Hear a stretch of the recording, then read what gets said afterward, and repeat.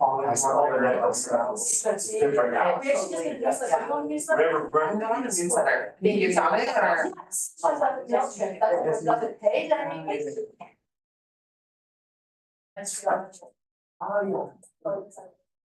Anywhere, and there's Chinese food in the back. So do you eat Chinese food, like some? I just ate right now. I know, no, I saw that there was dinner about it, yeah, my mom had to. Yeah. Yes, you- I'm leaving.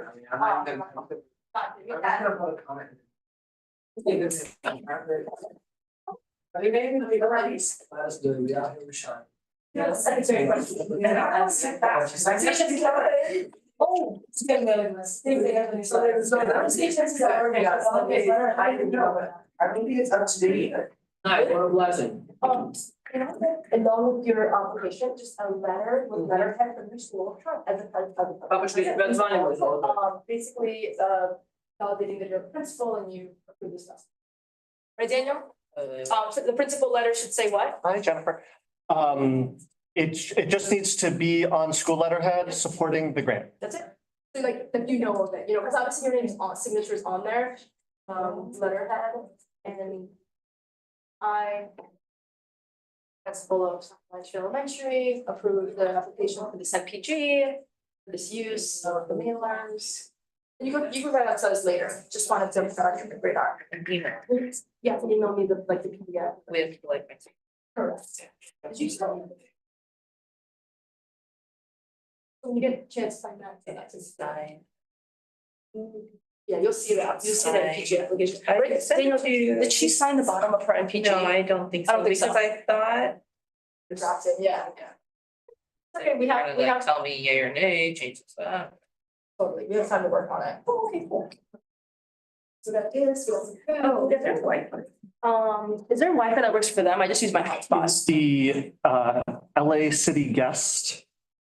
It's not very good. It's not very good. It's not very, City of LA Guest. Hey, put you up at the top today because this is your second time. Maybe what's good at the designs? Yeah, there's three. You see that? Yeah, did you get, oh my god. Yeah, so Yeah, great. they're No one else trying to do it, so. Hey, Kristen. We got Chinese if you want to grab first. Yeah, we got documents.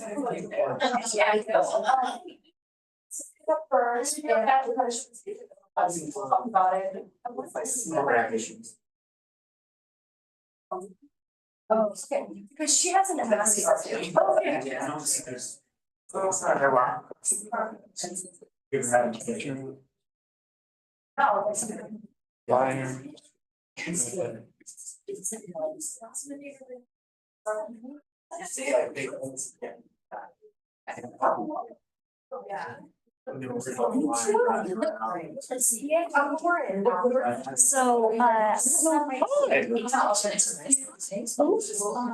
There's always a lot of that. Someone will have questions. I'll see it.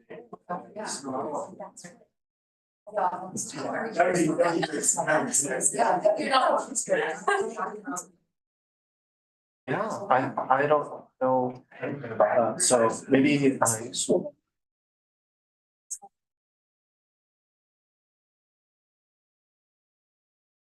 Jen, Okay, cool. Yes. oh, okay, she's telling you to. All right. Yeah, oh, good, good, Do you want good. me to move this or do you want to sit here? What's your preference? I can. Maybe. Yeah, right here? Sure, we don't quarrel. That's not. Yes. You should say them, it's not paying.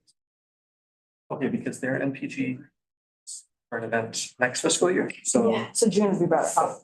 July, we July would be can't vote on it this fiscal year. Okay, so, June is still considered. Okay, so we're gonna bring them in July. Yeah, Because they said they're available, they're not available May 19th, they're available June 20th.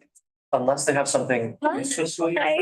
Or- Plus June 20th, pretty late. Oh, wait, yeah, we couldn't, because our June meeting is after the deadline, Exactly. so But could that be technically next fiscal year then, June 28th?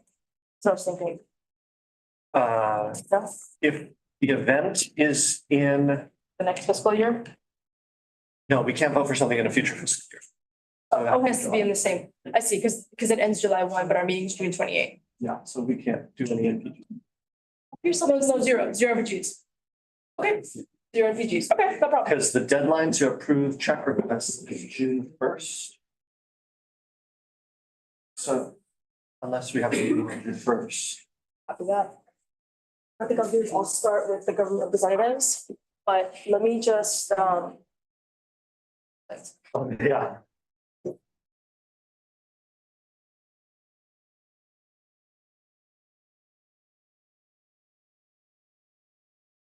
see.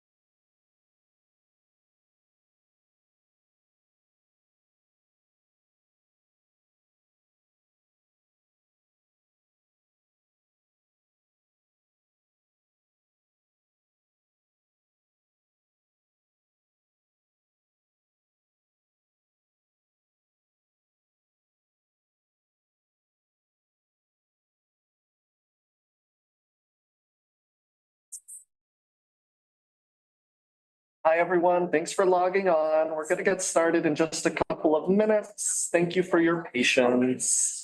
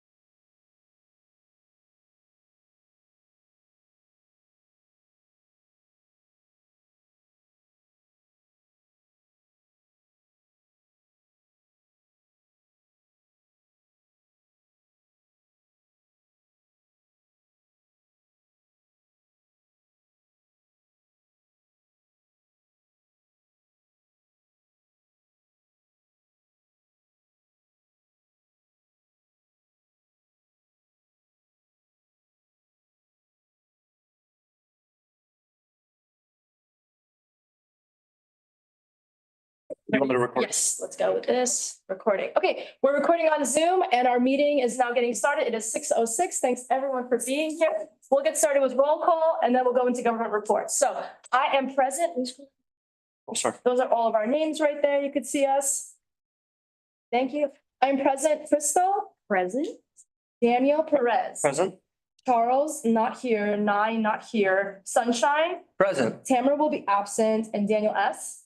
Here. Perfect. And we have one vacancy on the board.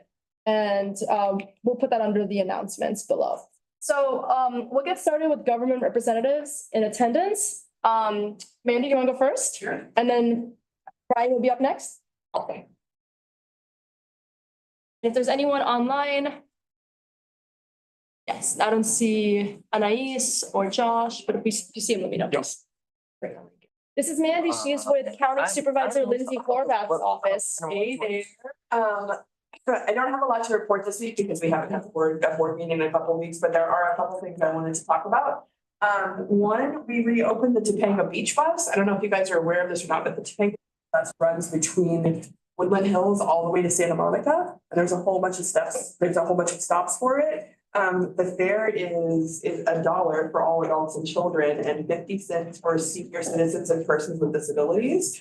It's a really great deal, especially if you want to go to the Valley or Santa Monica or what have you. And so I'll leave some brochures for you on that. And then we also got notified about this movie screening. It's a free screening if you guys sign up for it, use the QR code for this movie called Lily. And it's being screened on International Workers' Day, which is Thursday. And it's about Lily Ledbetter, who fought for equal pay for women. And so, yeah, and so it's really cool. And I know I'm a little late bringing that one out, but I've been sick for the last couple of weeks. But I checked, there are still seats available. So I'll leave these for you guys and Thank I'll you. pass them out too. But it's supposed to be a really cool movie and I think they're doing a cast and crew screen or Q&A after too. And that's it, unless anyone has any questions for me. Yes. Yes, go ahead. And while she's giving out documents, anyone have a question? William? Yeah, so, Supervisor.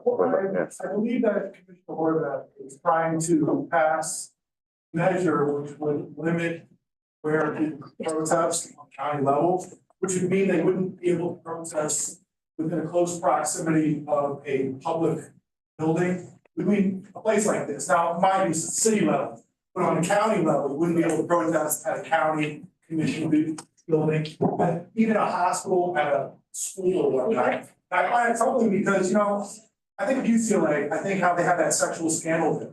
Yeah. And in a situation like that, if you limit the protesting, that would mean that victims would not be able to protest their doctors in front of hospitals and whatnot.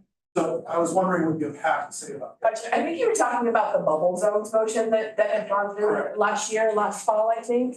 And that is now with our county council being reviewed, and so I don't have any updates or I can't give you any like specifics on it. By the rules, I want to know that it would create these zones that would prevent victims from protesting their abusers when it's a public institution. I'm not really sure that's what the intent of it was, or that's what the parameters were. Like I said, it was introduced as an idea after the protests that happened at the San Fernando Library with the person who was going for drag queen story hour. And it was introduced like after that as a motion, and it was modeled after the ones I believe that went in Colorado. But it's right now, there's no movement on it, there's no report back, it's with county council. Okay, it's 30 seconds. So. Yeah, so if I had more, I just don't want to give you the wrong info. Yeah, but your concerns are noted. Any other questions? I see no hands. The board? Would you like to ask anything of Lindsay Horvath's office? Did I go to county meetings? Okay, thank you, Mandy. Sure. All right, Anais is up next. She's from Council Member Soto Martinez, this is Council CD 13. Would you stand right here for the camera? Thank you. Hi, everyone. I'm Anais Gonzalez from the Council Office for Council District 13. I do not have a lot of updates. I know everybody's wondering on the budget, but we won't know much about that until really tomorrow. So Alvina, we are gonna have a community kind of more focused, centered on the budget soon. I believe that's gonna be May 8th. So I'll send you the invite for that. The other thing is thank you for everybody who was at the cleanup last Saturday. We appreciate it. Apologies for the rain, but The photos? I did, thank you, but thank you, the community room was open for the people who got soaked, so it did work out. The other thing is, streetlights continues to be a big issue. Please continue to send me them. I know folks have been asking me about that.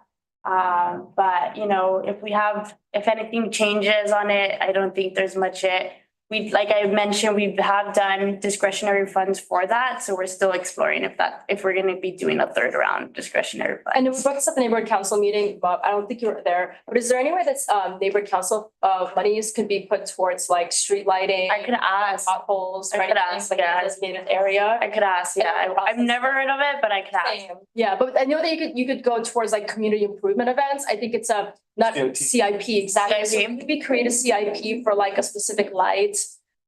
We could explore that option and see if it could be more like neighborhood council focused, so only specific area in your area. But Correct. I don't have that answer for you right now. I think it's like Borough of Engineering and such. Right, too, yeah. And then I know you mentioned the street vending on Hollywood Boulevard. Yeah, I think they were getting first survey, but I missed the survey.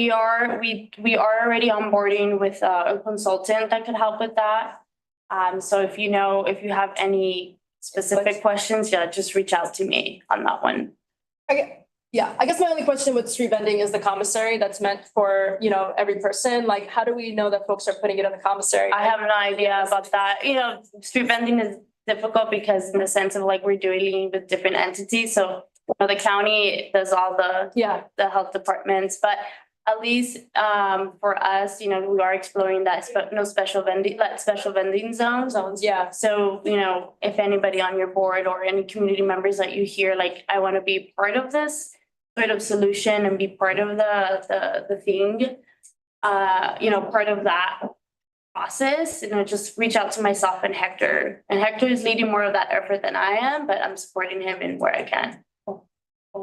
The board first and then stakeholders. Board, any questions for CB13? No question. Annie, last time I think you mentioned to us that there was the new app that came out. Yes, the Right? 301 one, yeah.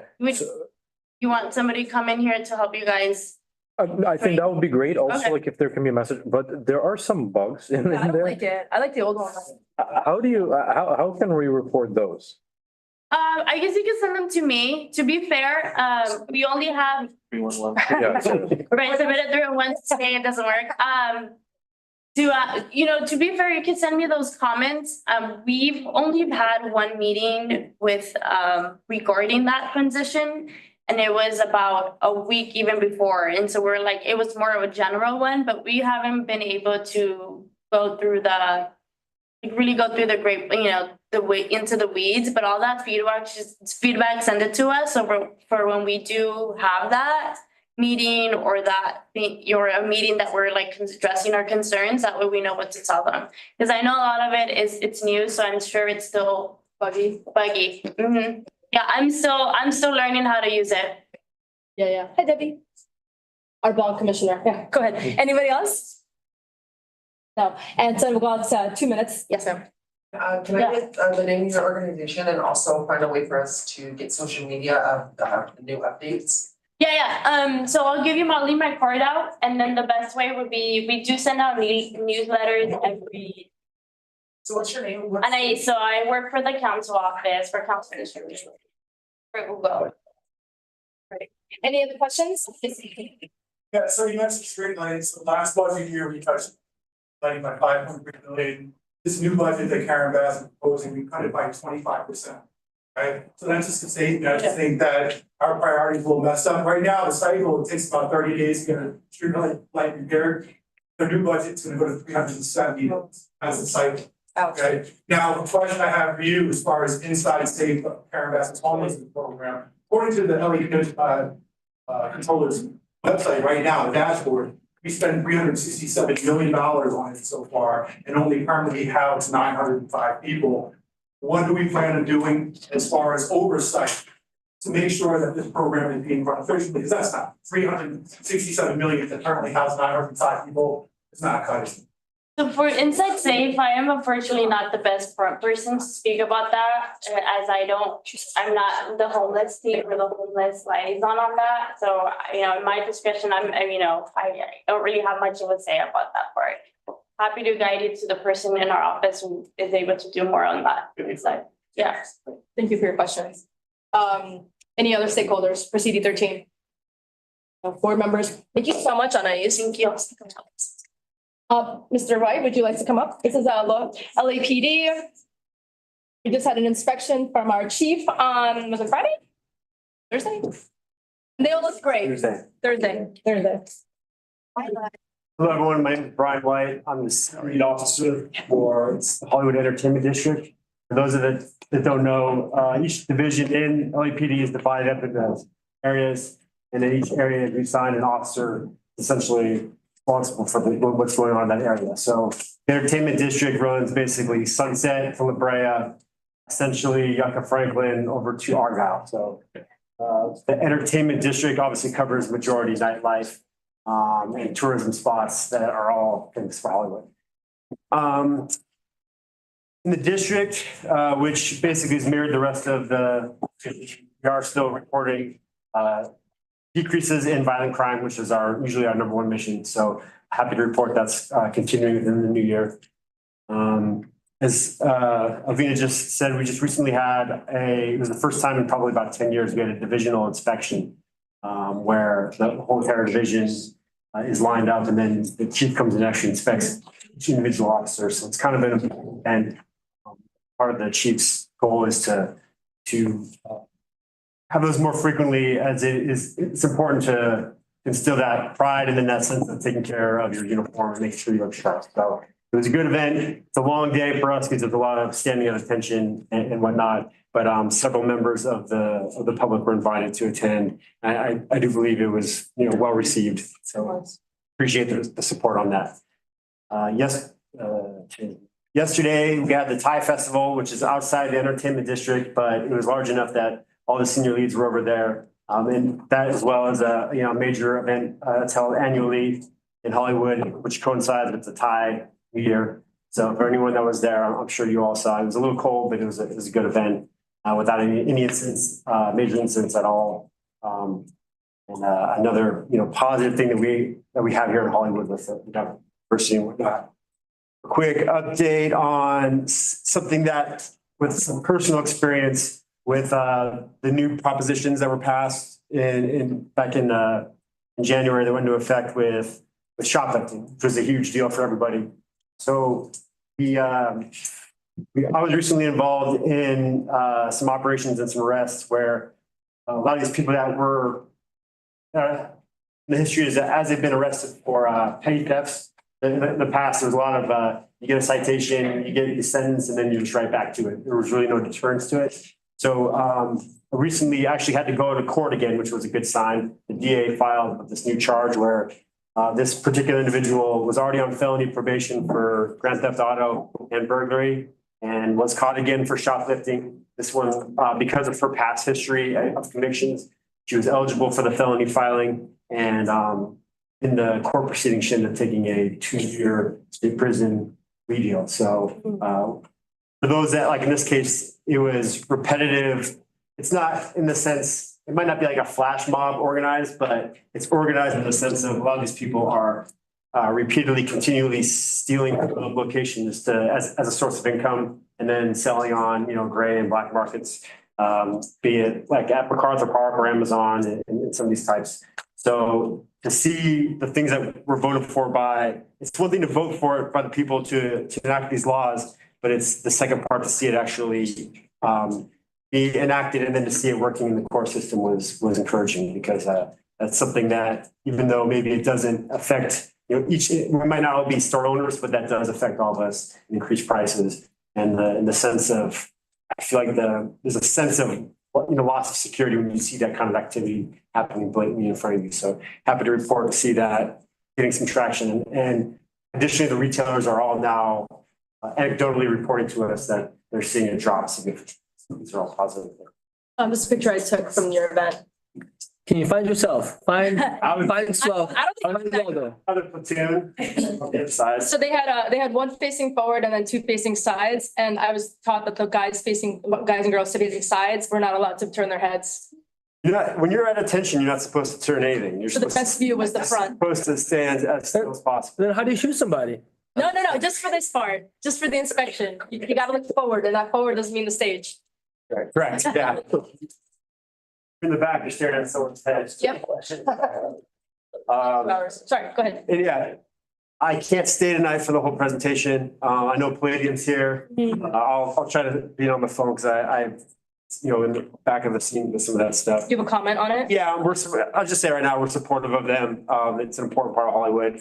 So, but I'll try to call in for that later. That's it for my update. All right, board first, and then we'll go here, and then we'll go online. So, any questions for LAPD? Yes, sir. Can you give us just high level overview of April's crime statistics, safety statistics in Hollywood? Like I said, we're down, the statistics wise, it's down in all categories. The number one things that were brought to my attention recently, there was, I don't know if it's an increase, but there was an uptick in sexual assaults, and they aren't necessarily happening in the entertainment district, but oftentimes they start in the entertainment district at clubs and alcohol consumption. So that was probably the number one concern of something like I was specifically asked to address this. So what I'll typically do is I do some enhanced ABC service training with some of their establishments just to make sure that they're looking for the right things, to make sure they're not over serving somebody.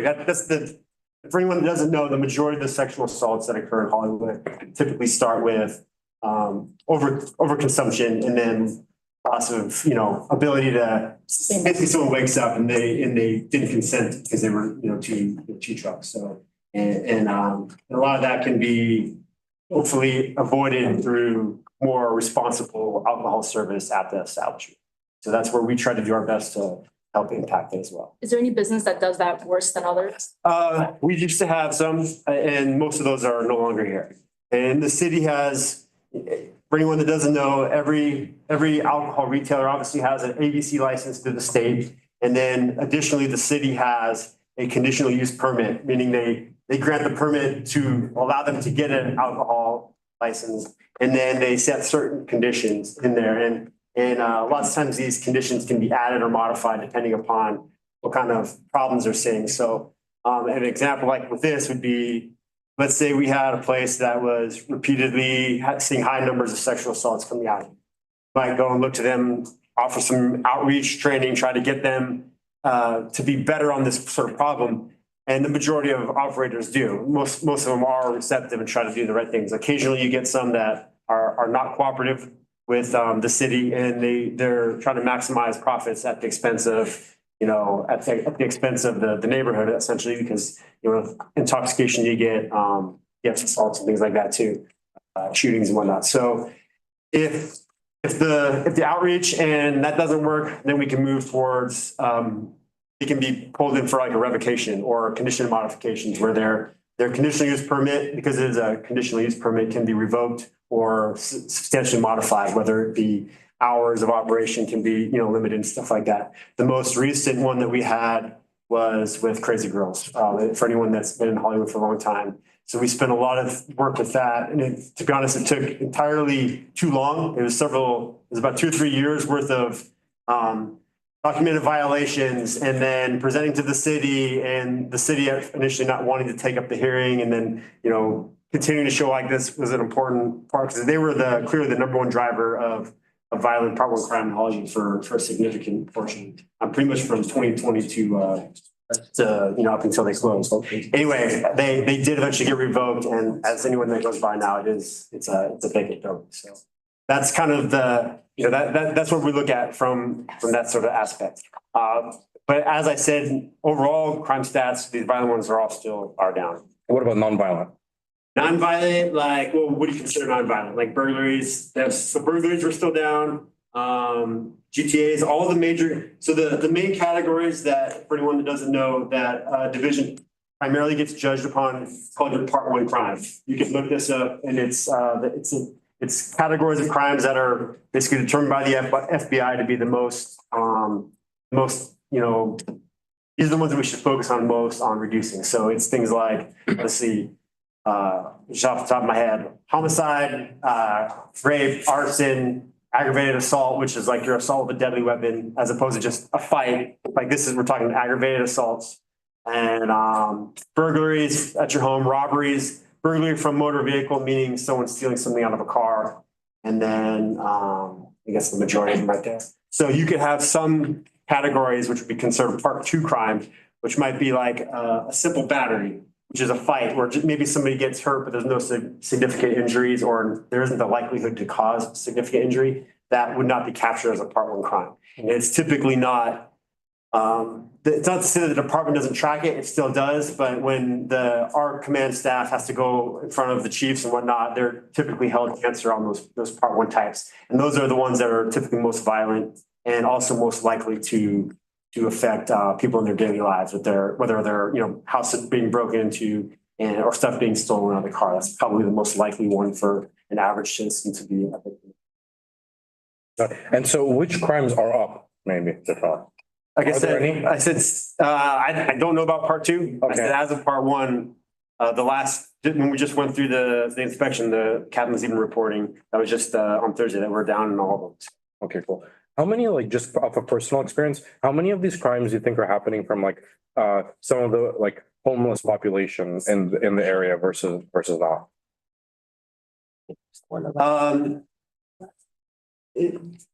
Statistically, and I know they originally said, and this is what when they first started to try to track this, that the argument was that homeless were statistically more likely to be a victim of crime than they are necessarily a perpetrator. I would say anecdotally, there's a significant portion of homeless related crime. This is not capturing, and that's kind of painting it broadly. Like if you have one homeless person which does happen, like one or two particular people can cause multiple incidents of crime. So there is a significant portion of that. We do see that, but it isn't. It maybe oversimplifies it. It's just to say it's a homeless problem or it's not. I'll be honest. Like if you look at things, I think we all know. Like some of these bicycle thefts and breaking into cars and stuff like that, or stealing property that's left unattended. There's a significant part of that probably does have homeless ties to it, but it's not always captured, and you don't really know who's doing it because it's happening without any witnesses when no one's looking. So, but that's not to say there's hard evidence on it, at least from what I've been given. Any other board questions? I had actually one last question. But it's in board questions, we have so many more. I think it's just important to like public safety. That's I know, it. but. It's not even for my own personal interest. Already though. I really gotta. So, and on that note with public safety, so it's fair enough to say, and homelessness, it's complex. We see lots of sorts of behaviors out there that are, they're unnerving when if you see a person that's having especially if it's narcotic infused or mental health or combination. So, there have been things where people have been assaulted, randomly, unprovoked by homeless individuals. Doesn't mean all of them are doing it, but it's just like anything else where if somebody sees somebody that's having some sort of episode that isn't, that it is something to be aware of. And that's why, you get your head out of your phone, when you're walking around, don't be looking, often to nothing. So your own ability to judge that situation is the best way to make yourself safe in that situation by seeing it before it even happens. Okay. Hi, Officer White. When you say like overall crime is down, are you talking about like compared to last month, last year? We usually go in year to date. So they'll take like where we were last year compared to what we are this year is how we typically compare year to year. So as of I would say that would be like as of April of 2024 compared to April of 2025. That's the main stat we usually go on. So for that note, throughout my career, there's been declines all the way up into 2020. I think it's 21, 22, there was a bounce with an increase. Okay. And then since that, it's come back down. We've seen less since. So Okay. that's a reported crime. That's what the statistics say. Okay. Way to see how great of a job you're doing. So comment. Have you noticed too with the Hollywood partnership, like walking around more? Does it feel like there's more of them on foot patrol lately or? I think there have been a lot of them, period. I'm not sure if they hired anymore, but we do work with them pretty closely. I don't, if anyone knows Angela De La Riva, she's kind of like the head of the public safety component with that. She didn't mention anything about any new numbers, but they are out there. I believe they are a strong resource. And I'll be honest, I think they're a strong resource in some of these things while some of this crime has gone down just as much as, you could say the police, just through them being out and visible. And, they still run across things and they take a lot of calls off our backs where these business owners, property owners will call them first for like your trespass type suspects. The person sleeping in the doorway when they're trying to open, the person comes into, you're unhoused or you're homeless, comes in, is disrupting customers and won't leave. Lots of times they'll call them first and they're able to handle a lot of those calls before they even come to the police. So We have that's. the Hollywood partnership here tonight. Oh, awesome. Share those. There you go. numbers. Awesome, So, stick around. I would, it's good. There's a good like public-private partnership type thing. Amazing. And Sunshine, any questions? This one's quick. Now you mentioned crime being related to alcohol. You guys got anything cannabis related? Got any cannabis related crimes? How are these stoners doing? I think that information I don't think it's being tracked or comes out the same. And we also don't have any we don't have any of the, what do they call, like cannabis cafes here in Hollywood. I Okay. think there's in West Hollywood now, right? Is that, I think there's. so, We will if I can help. like, and the way it's coming, coming across to us is you have, is through, so the crime happens and then, the victim or the witnesses say, well, the fight started inside here, this guy was drinking, whatever it is. So that's kind of it's typically it's more of it's asking the questions where it comes out. So we don't have any of those. No, Really. no shops are being like burglarized or anything like that? Not anymore, not any more than anything else. So the dispensaries haven't had any problems with that. They're typically secured. Well, the majority of that, from what I understand, is still, since federally, there's still issues with cannabis. The majority of those still operate, or used to operate on actually, I shouldn't talk that, I don't know, but it used to be they're all cash. So there was large amounts of cash on hand and there was large amounts of products. So it was a high target. So therefore they had their heavy security. So that typically helps them stay out of, some of the problems that your average business, they don't have the same type of security needs. So they're a softer target. Now they got large amounts of Venmo. Yeah, it's probably true. It's probably all changed. I don't even know, but. So we'll go out up to 2 minutes because we have a long agenda still, up to 2 minutes, and then we'll go online for up to 2 minutes. So we'll just go like this in a row. So you next.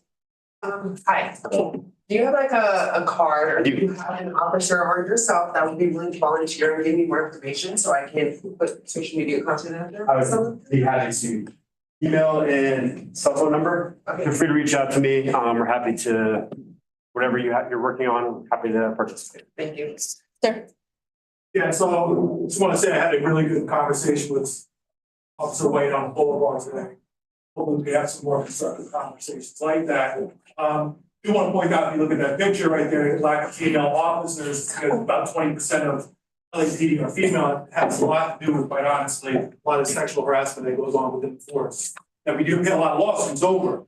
I think it's important to put this on the record that there are officers, black officers that are leaving the police station right next door, leaving work to go home, drop a few blocks up into the HED, and they're being targeted, being pulled over, and being told to get out of their car. It's a problem that they have that, quite honestly, as a police accountability activist, these officers are coming to me and asking for help. So that is an issue. It's been brought up with the OIG and the LAPD commission. And like I said, I just wanted to put that on record. Just want to put up some more photos of other sections. So he's going to do that in the background, but thank you for your comment. Okay, cool. And then, sir. And then, and Jesse, yes.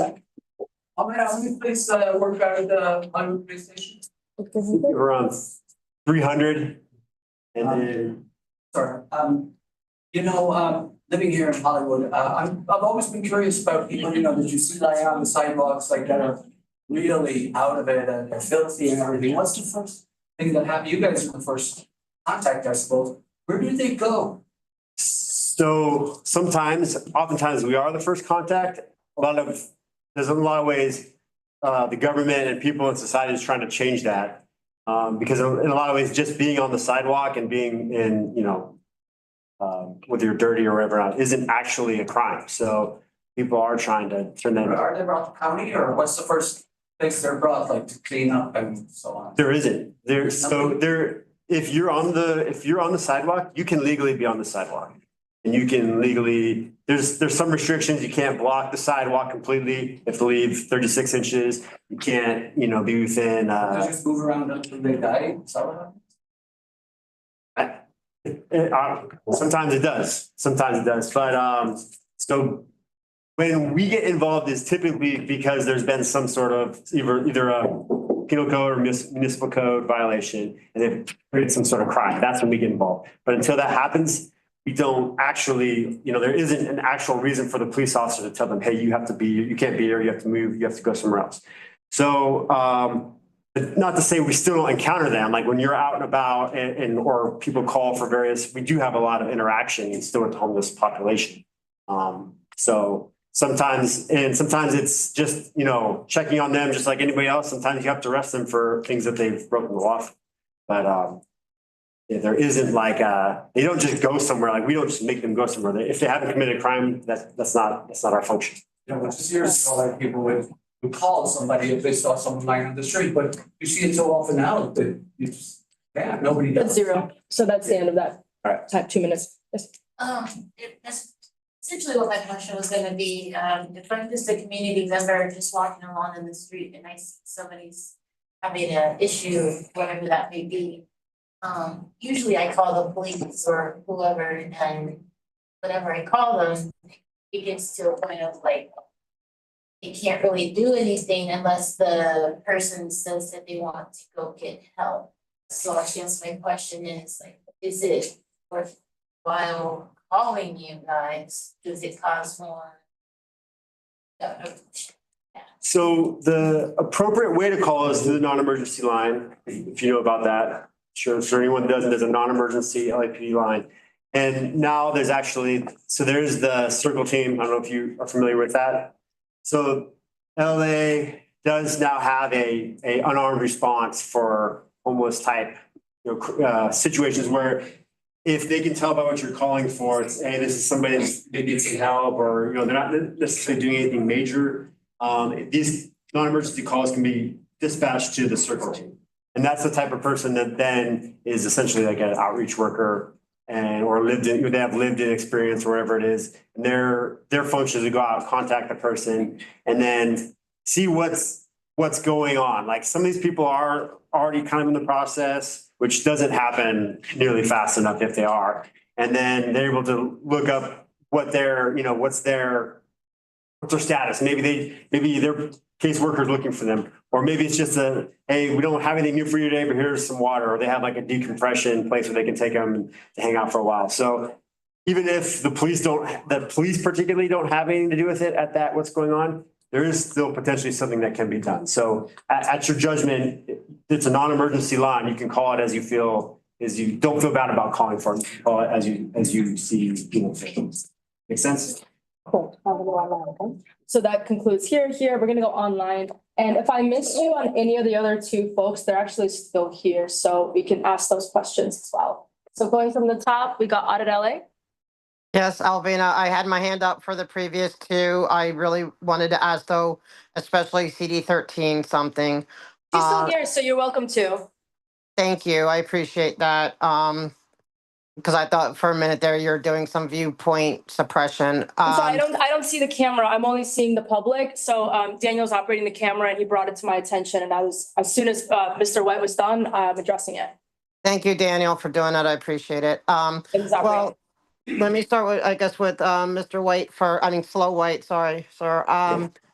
I have 2 points. The first point is at the CPAD meeting last month. Okay, Henry and I, we bumped into Janet Wieland and Susanna Furios from the East Hollywood bid at City Hall. And it's so odd that the very same night, there was a CPAD meeting that we went to that the captain told me when it was, where to go, and all that stuff. But after bumping into Janet, who's on your CPAD, all of a sudden, it was a closed meeting and we were sent away, even though I came all the way down there based on him telling me I could go. So I want to know, is that going to continue to happen? Because Janet is scared of me and whatever. That's my one thing. The second part is that now that the test center is starting to open up again, thankfully, Mr. Good and others have been, they pass by and, they all scurry in, to get in and, away from people who may call them out. But it just brings me back to when this all started for months, how there was all these fake police calls, okay? And you were always being called down there. Fake calls, swatting calls, exaggerated calls, because I believe that LAPD did acknowledge that a bunch of those calls were made by Scientology, but they were like exaggerated or everything. And, we never hear anything about that. What is the status of all those fake calls? Are they getting a pass because basically there's been, All right, that's your no 2 protesters? minutes. Thank Sorry, you. for LAPD. Well, I got 2 minutes for Yeah. 13 too, right? Because Yes, let's just let LAPD respond to your 2 minutes. Perfect, thank you. So the calls, they get reported, and if there's a lead on it, obviously the detectives can follow up that as best as possible. Still, I think the honest answer, as we've seen throughout the country at this federal level with some of these federal officials now, feel like this swatting stuff is difficult to trace. It's too easy, and I've been a victim of it myself now. It's too easy to hide your number, spoof your call, whatever it is. So to say that nothing's happened of it isn't necessarily because it's been getting in the past. I would just say it's due to the difficulty of how hard it is to actually track these people down. I really wish there were more consequences because any sort of swatting call puts the officer and the public at more risk than anybody deserves. So whoever is doing it deserves to be prosecuted. So I would look forward to that. And the CPAB question? CPAB, it's the captain's discretion to whether the meetings are open and closed. Sorry that you ended up coming down and, for a trip that didn't work out, but that's the way the bylaws are written. That is at the captain's discretion to have them open or closed. So I don't But I know. asked it, is it going to continue or is it just a one-time thing? I don't know. Right, you can do back and forth. Now you have 2 minutes for Anais, she's right here listening to you. Thank you. Hi, Anais. I'm calling just in basically about the permit situation. Back from even in this division, when it was the Christmas, the float, whatever, there was an officer that, their security person who did not have patches, illegal. And then, of course, in the other one at L. Ron Hubbard Way, again, on Easter Sunday, preventing people, pedestrians that they don't want, viewpoint suppression, from coming in, even though on the permits, the city now changed it and says, even with the closure, you cannot prevent pedestrians. They are preventing pedestrians. The city's going to get sued because I'm going to be the one that sues you. And because it's got to stop. You guys, the Bureau of Street Services said the reason why they keep giving them permits is because they're not hearing from the council districts and the council people to tell them, hey, stop this. And they also didn't have a fire lane. I have proof of all of this, and there was hundreds and hundreds of children in there. And there is absolutely no way a fire truck or anything could have gotten down there because they have it completely blocked off. Like, enough's enough. And at what point is your boss going to say, okay, enough?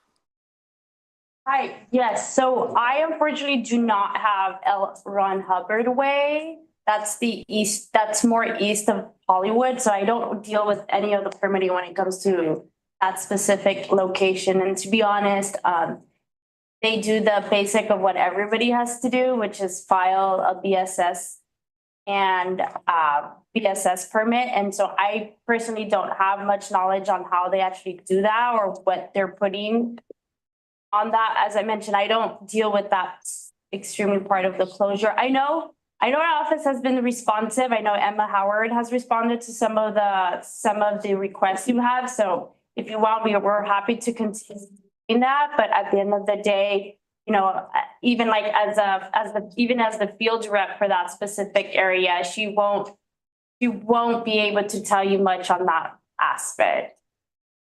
Okay, get sued. All That's 2 right. minutes, thank you. We just have 2 other people that are online. Let's just see if it's you or Mr. White. Yes. This is for Mona. Hello, can you hear me? Yes. Thank you. I do have a question for the CD13 rep. Thank you very much. Public Works has been advertising for sidewalk and right-of-way and accessible path of travel renovations and fixing them. Do any of your sidewalks in your area, are they on the list for improvements? Because I do use a wheelchair. And What area do you live in? Central. Hollywood? Okay. Yeah. To be honest, I wouldn't know exactly what list. Again, a lot of these things, people might go through in one, and then when people reach out to me, it's when they see that hasn't been fixed. So if you have a sidewalk that has not been fixed, mind you, I cannot promise you about anything really getting fixed as fast as possible. So, but what I could do is I could ask on your behalf. There's a couple of sidewalks that folks have been reaching out to me, and one is specifically by the Broadwater. But like I mentioned, I can't promise you really anything of a date of when it can get fixed or how that list goes. What I would like if for you to reach out to me personally, if you have a 311 and the side street where it's at, where I could advocate on your behalf. But that's much what I can do right now in my capacity. Thank you. And I did have a question for Slow White. Yes, he's right here. Yes, ma'am.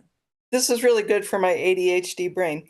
So what you're telling me is that as a wheelchair user, I'm allowed to be on the sidewalks, even down near the testing center, and they can't remove me if I'm not in anybody's way. It is a public right, and it is my civil right to be there. And so shouldn't it be a point to where the business owner is being punished for violating my civil rights and for overusing city resources? For calling the police because I happen to be a wheelchair user sitting on the sidewalk? If somebody called and they explained that you're not actually blocking it, then a patrol car wouldn't be dispatched anyway. If I'm understanding your question. No, the police officer was called because somebody was sitting on the sidewalk trying to pass through. So somebody was sitting on the sidewalk and the police got called saying that they were blocking the sidewalk when they really weren't? No, they were just on the sidewalk wanting to walk down the sidewalk. And because they felt that nobody should be there, they called and you guys responded. I couldn't tell you what the individual circumstance, but there's probably more to it, so I'd have to see all sides. Thank you. Yep. And then there's one last one, Erin. I'm sorry. This meeting is being recorded. Henry? Yes, hi, can you hear me? Yes. Hi, thank you. Yes, I had a couple of questions. I'll start with Officer Slow White first, if that's all right. Sir. Thank you. Listen, I've had good conversation with Slow White. Okay, honestly, I very much appreciate that you at least engage in conversation, because many of your compatriots unfortunately don't. So for that, I will give you great commendation because you rightfully earn it, regardless of what anybody else says on that particular point. One of the things I wanted to ask you specifically is whether you personally feel it's right for Captain Heredia to not give any due notice whatsoever on canceling the CPAB that took place recently that Audit was alluding to. I know what the bylaws say. I know what Captain Heredia did. And by the way, I saw him. I waited for about 30-40 minutes afterwards. I saw him take down the sign afterwards, so I know he was there. But I just want to ask you personally whether you think that was right of Captain Heredia to do that without due notice. Last thing I think any subordinate would ever do is have an opinion about what their commanding officers do. But I would say, as Captain Heredia, I will say is a good man, and I know he wouldn't intend to inconvenience somebody. So I know his intent would not for it to have worked out the way it did. And just again, because I appreciate the back and forth. The question last I had for Slow White is, when it comes to the MEU program, I just want to ask you if you personally think it's right to have the program's budget continuously slashed and cut, and whether you personally think the MEU program is of great positive net benefit to the LAPD and the community as a whole. I think the MEU program is pretty universally accepted as a positive thing. I don't know that it has been cut. I do believe the biggest challenge has been the clinician side of it, staffing those positions. So I personally, to say it from my opinion, I certainly hope it's not being cut in any sort of way, and I would hope it'd be expanded as much as possible. And that's time for 2 minutes. Thank you. Thank you. You have a PD13 question? Yes, I do, please, if you could. Yes, please, yes. Thank you. Yes. Hello. Thank you, Slow White, Hi. and hello, CD13 rep. The first question I had is just particularly first regarding the budget. So I know back in October 2024, Hugo Soto Martinez did in fact sign a cut to the MEU program to allocate it elsewhere outside of it. And again, I just want to ask for your personal standpoint if you believe that's a right thing to do for Cedar Rep 13 to slash clearly a positively received and well accepted program, which again is the MEU program. I can, since it's a personal ask, I cannot do that. I'm working right now for the government office. So if you have any other questions on the way the council member voted, happy to loop you into our legislative team. Yeah, I just want to see if you have a answer then as far as the representative's stance on why he continues to cut budgets for clearly positive social programs.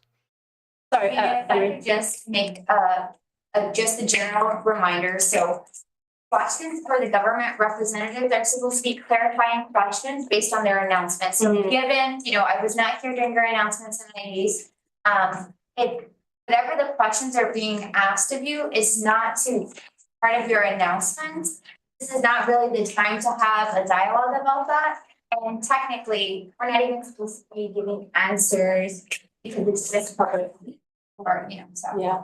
All right, thank you for that clarification. All right, and just one last time, anything regarding what Anais made in her report? Yeah, you mentioned a upcoming discussion for the budget proposal. Do you know if that's taking place today? I think I saw from another announcement by the city that the council member is supposed to have a budget discussion where he's supposed to be in attendance. The council member is having one there is one happening right now. I'm not there because I'm here, but we are gonna have another one next month, I believe May 8th. Okay. Thank you. Thank you. That concludes everything online for the last three announcers. Thank you. And thank you, Slowway. Erica, did you want to make a report? Yeah. Erica from the Department of Neighborhood Empowerment. After this, we'll go into public comment and then Hollywood Partnership presentation. Hello, everyone. My name is Erica Jessica Dowdy. As mentioned, if you don't know me already, I support the Central Hollywood Neighborhood Council as well as 7 other neighborhood councils throughout the city of Los Angeles. Just a few general reminders. I just sent the board an email with a more detailed version of these announcements. But the first one being is the homelessness liaisons that lies within our department is meeting this Wednesday. So if you all recall, this is a position where both board members and or stakeholders can attend these meetings at City Hall, oftentimes or virtually as well, where you discuss issues related to homelessness. We have representatives show up to have that one-on-one conversation. So that is happening this Wednesday. If there's anyone in the audience tonight that is interested in attending these meetings, please connect with the board so that way you can be formally appointed and then invited. Another announcement that I wanted to make, again, just reiterating, as much as we want to hear from the public and we encourage you to ask questions, please ensure that it is specific to the item or to the announcement being made. We can go off tangent and start in a discussion. If you feel strongly about something and would want to ask more questions about that, you are able to ask Alvina, who sets the agenda for the board, to have that agendized so that way we can have a more thorough discussions and we don't have to, worry about, having that time limit or whatnot, or not being able to ask questions. The last thing that I wanted to mention is the Congress of Neighborhoods event. You've heard us talk about it in the past, but this is just a reminder. If anyone has any interest in suggesting a workshop for the event, that please submit your application by no later than May 1st. Right, okay. So that's all that I have. Thank you. Thank you. Any questions for neighborhood empowerment? What was it, the meeting called and also the name of the meeting? Homelessness liaisons meeting, and that's within our department. And then the second point was the Congress of Neighborhoods event that takes place annually. They are at a phase where they're asking whoever, if there's workshop ideas that you would like to see at the event, there's an application for that. So please submit that no later than May 1st. And then Debbie has a question?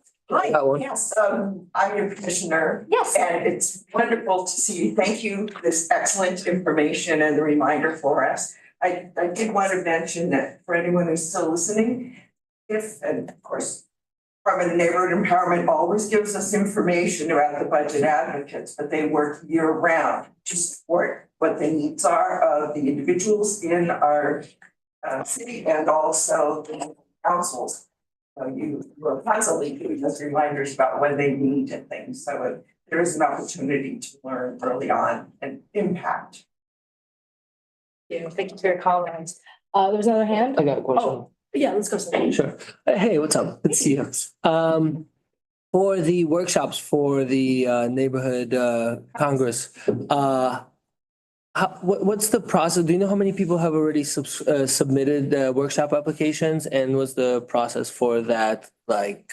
Actually, Daniel would have those specifics because he's the chair of the planning committee of the Congress of Neighborhoods. So I will refer to Daniel. I'll talk with you later. Yeah. Oh, look at that. Okay. Any other questions from the board? Any questions from stakeholders? Online, there's 2 hands. One is Audit LA. That's 2 minutes. Thank you. A couple quick questions. First of all, with the new budget, is Dunn advocating against the $10,000 drop? And if it does go through, will the Congress of Neighborhoods be free? Because they always, ask for money from the different councils, but that's such a huge cut. The first question. My second question is, that gentleman there in the audience, William Good. I would really love to see him take that empty seat on the board there, because I don't know if anyone he's really active and for accountability, and that's what local government needs to hold themselves and to hold the city accountable. So I'm hoping that he would apply for that spot, and also just with the with Bonk and everything. I feel like there's not enough. I've come to Bonk and said I don't feel there's always enough training for things like how to handle, different situations outside of the basic training. And just, is there anything coming down the pike that maybe they're working on? Thank you. And good to see you, Erica. Yeah. I will just respond to the first point about the budget because it slipped my mind to mention it. But yes, in terms of the budget, we all know that the city is in a deficit. And so the mayor's budget proposal got issued out, I believe it was last week. It already feels so long ago.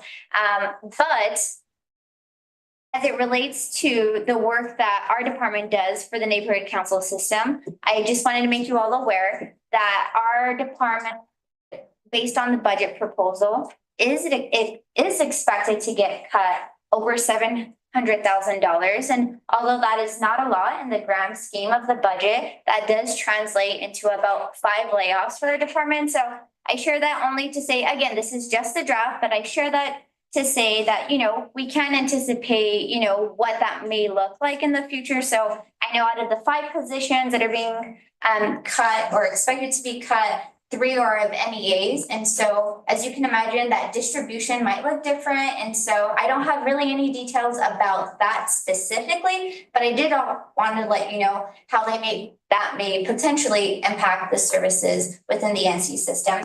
The second thing that I will point out is that, yes, in the budget proposal, the NC budget is being lowered to $25,000. Right now, it is $32,000. In the past, it's been as high as $50,000. And so those are 2 things to keep a lookout for as it relates to the budget.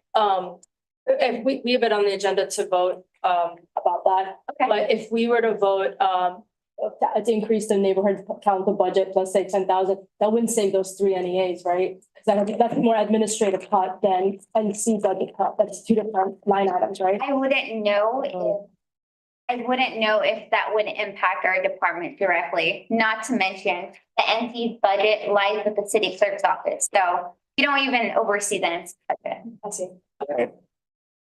Gotcha. Yes, I only wish we could have foresaw maybe some issues around budget, but Erica, you have done an amazing job. Like I'm just little Still doing- small. I'm a small. doing an fly on the amazing wall. job. If you have We're gonna any fight for you. attacks, please let us know. We will support you and whatever we can do for you. We will pick it. Yeah, you're better not be that one of those three.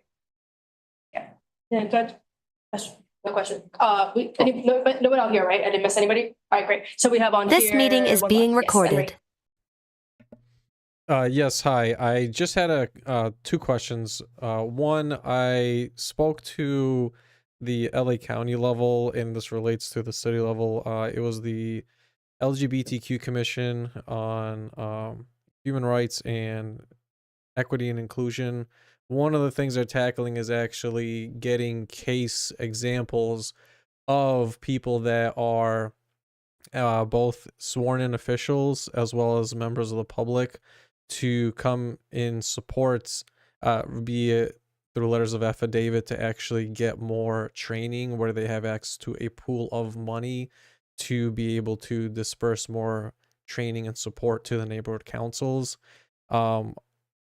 I just wanted to see if the Dunn office has reached at the county level to inquire about such initiatives in order to join forces, so that despite the budget cuts at the city level necessarily, to be able to supplement it at the county level. And like I said, I've attended their public hearings, and I know for a fact they're looking for such case studies, which it seems like you are on board with getting more training for neighborhood councils. And I just wanted to ask if that's an avenue you've explored yet or not.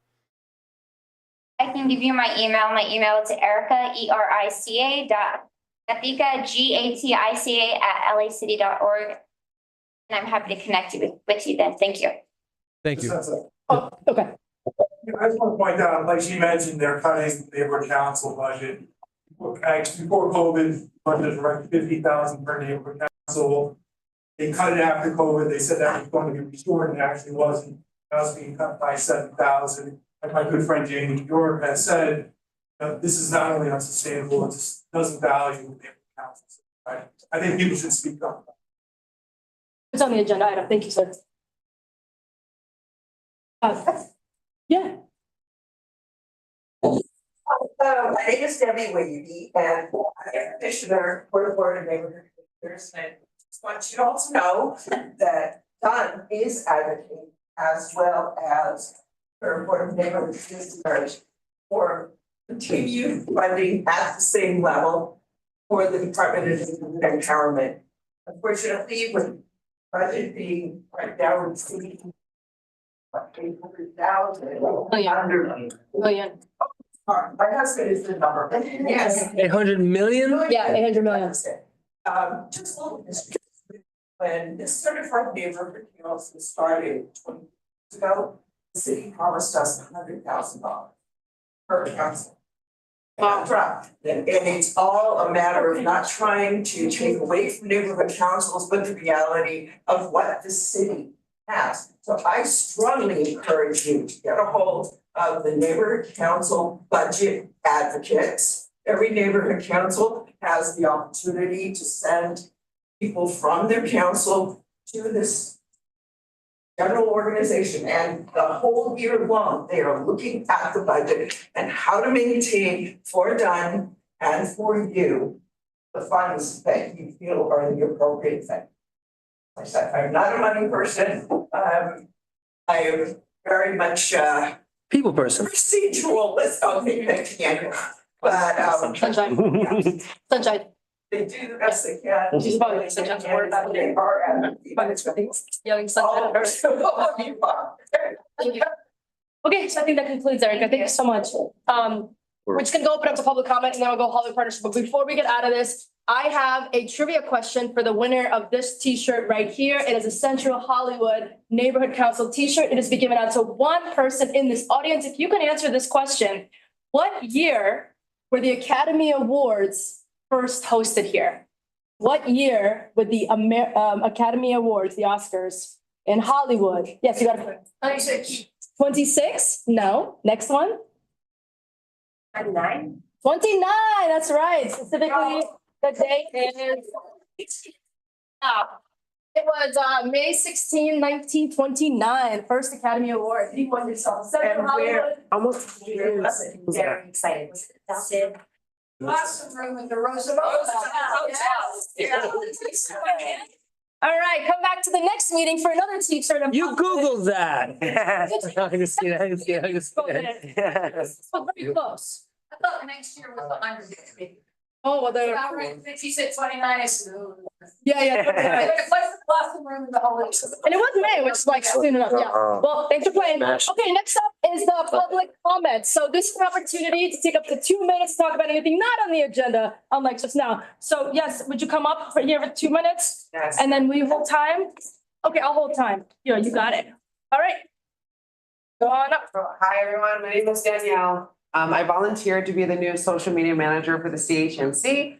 I don't know how many of you are connected into the internet web on LinkedIn or Instagram or anything like that, but I am very involved in that kind of stuff. I'm a cinema student, and so I offered to do it, and we're working on that right now. This is the month that we're going to start revealing some of the content on Instagram.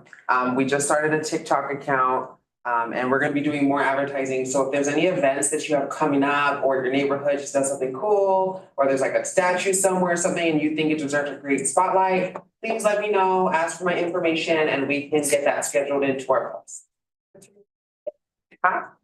Yeah, I give it to you. I don't have a card to say. Awesome. Okay. Right. Thank you. Thank you. So who else would like to take it? Yes, before you wrap up, thank you so much, up to 2 minutes. Yeah. And you got anybody on queue? And anyone else wants to do? Thank you. Okay, cool. So we'll go Jesse, then who had, yes. All right, you're on. Okay, hi, everyone. So I'm here unofficially for myself, and I don't want to speak for the community, but I do kind of want to speak for the community on behalf of the Cinerama Dome Theater. As I understand, there is absolutely no understanding of what's happening with it. There's a lot of rumors that it could be demolished.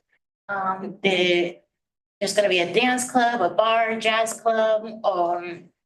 What I've seen in the past up in the North Bay is it got completely demolished, the venue, and replaced with a memorial plaque the size of a marker board. But the community, as there's a group, an organization, Save ArcLight Theater on Twitter and Instagram. The following on that is just incredible. And the bottom line is the community just wants to know what's happening with the theater. The last I know is that Kieran is the property owners of the venue, and they're not giving any type of response. They're not responding to myself, the person that's managing the Save ArcLight campaign.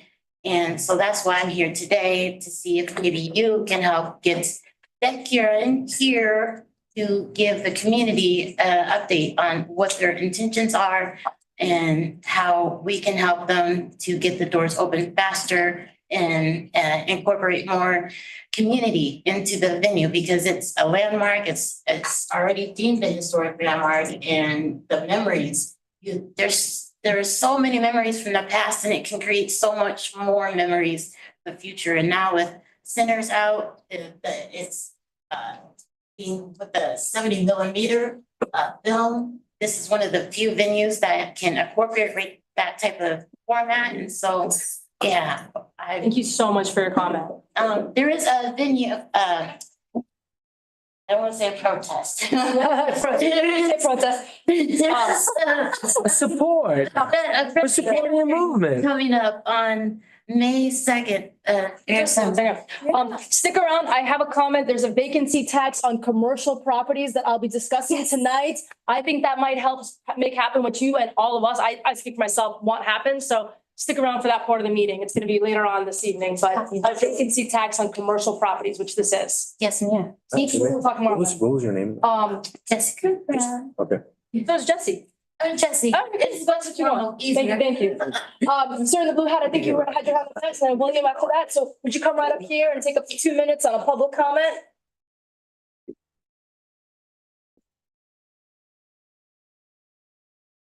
Oh, thanks. Yeah. Howdy, how y'all doing? I'm Aerospace, I'm representative of Pop Up for Peace.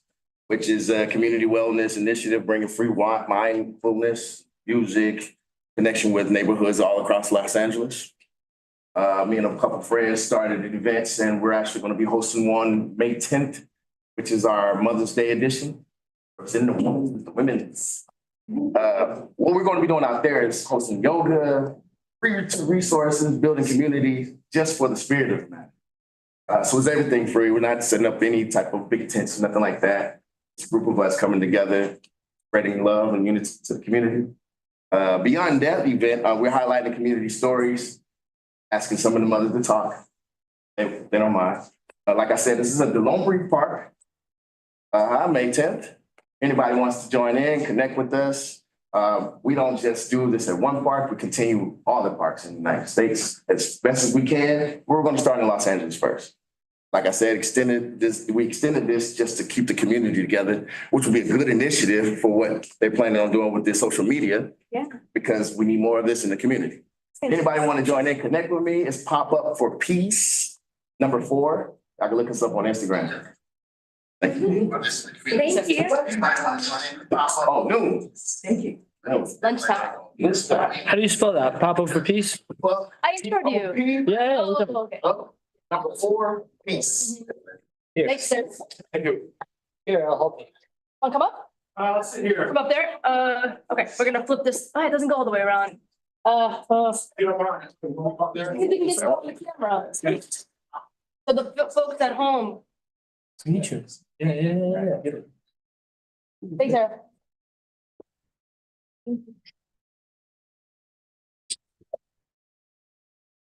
All right, guys, so as you guys know, we are facing a massive budget deficit, $1 billion. A year ago, we had $143 million. Now it's $1 billion, and that doesn't even account the effects of the fire. Okay, because of that, we had that community event the other day to clean up, which is necessary. It's a good thing. Volunteering to clean up the community is good. Hollywood is a mess. Sunset is a mess. Sunset and La Brea on down. It's a mess. At the same time, the mayor is going to cut sanitation and street service jobs by 290 positions. This is after she cut sanitation and street services by $35 million a year ago. It's taking a toll on our infrastructure. As I go down to Long Prairie, I'm seeing property owners or residents that are taking curbs that are falling apart and putting wood to create their own curbs. This is a problem. I was on Sunset and La Brea, heavily trafficked intersection. And there is literally a palm tree that's growing out of the side of the curb in the street. The city is in disrepair. I think it's important that we put pressure on the mayor to reinvest in sanitation and street services. Because those are positions we can't do without. Volunteering is not going to be enough, especially heading into the World Cup and the Olympics. Now, I had a dust up with the president because I told her, we have this $1 billion deficit. She told me that it wasn't Karen Bassett's fault. But again, Karen Bassett came in office December 2022. Shortly 20 after. seconds. 20 seconds. My point with her, she said that I said we were in fiscal emergency, that Kenneth Mejia, the city controller, said that we are headed into fiscal emergency. I'd like to state that it was in the just released his popular financial report where he states specifically that we had record reserve levels and we are now in fiscal emergency and had our bond rating reduced. Thank you. Thank you. I'll check that out. Thank you. Anybody else had a comment? I don't think so, right? Okay, online, we have an audit. I have 2 minutes. Yeah, that was a really interesting. I'm glad that Mr. Good was there because one thing that was interesting is that how Scientology's volunteer ministers, 2 of them were up on stage with the mayor. And there's been accusations before that she's very much very tight with Scientology. And that's a big reason why they seem like they can get away with everything. We went for months and months and months where they would not remove their ADA non-compliant planters, even though they're being prosecuted for it by the city attorney. My viewers and I had to release a CASP report about it, and then the next day they were gone. all kinds of things, are happening, but it's very funny how, they're up there on stage with her. So that explains a lot, I believe. But also too, like, and I'm just gonna say this as advice, Alvina, is like know your facts before you confront, or especially if somebody's out there, they're protesting, whatever. Is this a really bad look? It was a bad look for you, and I'm actually very supportive of the neighborhood councils. I think I always am, and always have been. But and so I want you to do better. Like don't if you don't really know what you're talking about, don't engage with it, because I guarantee you, William Good has the facts, and always. And I also want to say real quick with Sunshine's thing, I'm disappointed to not see a CAS on behalf of the issues he's dealing with. I've bumped into him a couple times now at City Hall. My heart goes out for the plight of what the cannabis shops are going through, and I am disappointed not to see the whole board rallying behind him with the CIS. And I'll leave it at that. I haven't asked for one. Yeah, there was no. Well, I just haven't asked for one because it's like, yeah. Like, I'm here for this. Next commenter is. This meeting is being recorded. Thank you. Yeah, this is Henry. I just want to echo a couple of points. So first of all, number one on the CIS reports, I am all in on the neighborhood councils, and I want to say something very clear, okay? The fact of the matter is that your budget will continue to be slashed, but not only that, your overall voice, unless you seriously come together, not just as a singular neighborhood council, but figure it out on what topics you want to speak on as a joint unified front. There's 99 of you, and you can apply serious pressure to the city, particularly during city council meetings, to submit CIS reports on a plethora of topics, and you don't, and that's a damn shame. Those CIS reports are essentially the way it works, right? Those are essentially affidavits, and you can write anything from letters of support or prosecution all the way to just a simple stance on a matter. It doesn't even have to be one that's directly happening in your neighborhood. You can overall write a stance. That's the power you have, and those do get used with court cases. To echo some of William Good's points, I mean, come on. Last year, I knew about the budget deficit and crisis, and I talked to Kenneth Mejia and many of his staff members, and they were pretty forthcoming. All right. So even when I saw the budget come out, there were over $1 billion in crisis. That was not news whatsoever. Okay. I just want to explain something else too, to echo Audit LA's point. You do need to be careful, this board, when it comes to comments made to the general public. I do have business interests and ventures in the LA area. I do have investments with various software development companies in that area. And the comment I got a while back on, you don't even live here, you don't even have a vested interest here. I do actually. I have quite a big vested interest in LA and particularly in San Francisco. And so I just urge you, it's not professional, it doesn't look good to you. And the last thing I want to say, when it comes to those CIS reports, you can definitely submit them for support of prosecution, be it an individual or an entity, for violations of the law, such as the blockade of public right-of-way. Thanks, Henry. And the third is Maura. Oh, no. I'm sorry. Thank you. Can you hear me? Yes. Thank you very much. I would like to further my observation of my friends the other day that were standing in front of the test center, and they tried to go into the test center. And as far as I know, the test center has public area. It's not just classrooms and counseling, but it is a public area. And to my knowledge, I thought all public establishments need to have open doors, not locked doors, especially when they don't have panic buttons. So there was no way for a person to get out if there was an emergency because the doors were locked, and they weren't letting the public in because they happened to have cameras with them. And even though they said they would turn the cameras off, nope, they still wouldn't let them in. They locked the doors, and they don't have panic push bars. So it's kind of amazing that that establishments in our day and age aren't following the law, aren't following codes, and getting away with it. Thank you. I'll yield back my time. Thank you. That concludes public comment. Mackenzie from the Holly Partnership is coming up to present on the good work they do in our community. Hey, Mackenzie. Everybody, how you doing? Might have to answer that question from earlier, right? About the offloading LAPD Yes. calls that you get. All of that. So my name is Mackenzie Carter. I am the VP of Marketing and Communication for the Hollywood Partnership.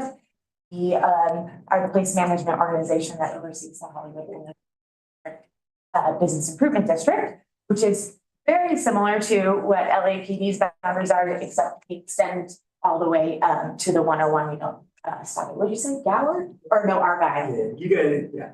Yeah, so We cover a lot. we're covering a big space. And Alvina asked me to come and just kind of give an update on where we are with all of our programs. So I know that we are running short on time, but I'm going to try to do as much information as possible. And then if you have questions, I will leave my cards at the table over there. Feel free to email me or give me a call. A little coffee, have coffee and talk about what we're doing. We have an almost $9 million annual budget, and that funding comes from property owner assessments. And about our strategic plan has four main goals that the budget is broken down over. The first is goal 1, and that's place management. About 75% of our budget goes to this goal. Reason being, this is about public safety and cleanliness, so it totally makes sense that this is our largest goal. Through this goal, we operate our dispatch center and our ambassador program, our service coordination network. That is where we meet regularly with fellow security programs, private security programs in the district and law enforcement on a monthly basis to talk about the things that are going on in the district. And then on the other side, we also meet every other week with social service agencies to talk about, what we're seeing as far as, issues in homelessness and mental health issues out on the street. We have ambassadors out on the street 24 hours a day. And so we are really good eyes and ears to assist some of our other partners, and our goal with our dispatch center is to really work closely, not work in silence, so that everybody knows what everybody else is doing, and hopefully that makes what everyone is doing a little more effective. So you'll see here are some of the stats for our ambassador program. These are stats for end of year 2024. We call everything an interaction. So if you hear me say an interaction, that could be anything that our cleaning, safety, or hospitality ambassador does in a day. It could be taking a photo of someone who's visiting, and they would want someone to take a picture of them. And it could be responding to someone who suffered from mental health issue on the street, or it can even be dumping a trash can. So you'll see we in 2024 we completed 377,000 interactions. And our dispatch center is open 24/7. We do on-demand calls and texts. Phone number is at the bottom, 567-HLYWOOD. You can call us. Texting's even better because you can text us a picture, and then we will respond to your request. In 2024, we had an average number of 213 calls per month.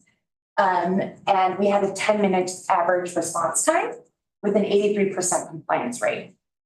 We can't enforce anything. So when it comes to some of the issues that we were talking about earlier, if somebody who's sitting on the street, our ambassadors will walk up to them, introduce themselves, ask them if they need any assistance, tell them where they can go get help. If they need to come out of the doorway, they'll say, please come out of the doorway. And for the most part, 83%, they're complying. Sometimes it does kind of reach that extent where we actually call the police as well to deal with the situation. But for the most part, our ambassadors are able to handle it. And so what this does is it allows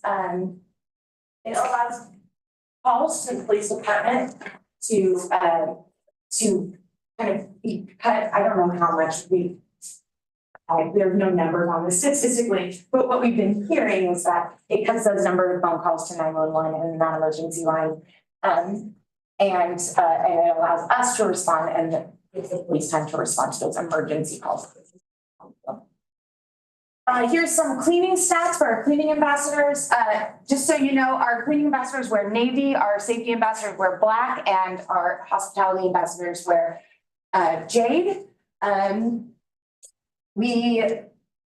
Because we clean a lot of stuff, 36,000 stickers and flyers removed last year, 26,000 biohazard cleanups, 4,000 block faces pressure washed, and 871 tons of trash collected. So just so you know, the trash cans, the black trash cans that are out on the sidewalk, those are public trash cans. The Hollywood Partnership is collecting the trash from those and dumping them.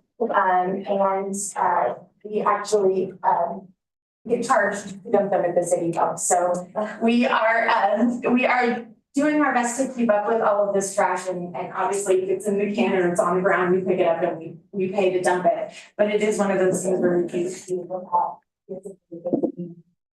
at one point to pay for it, and now that it's covering for those costs. So it's just something that we can have to deal with when we're budgeting.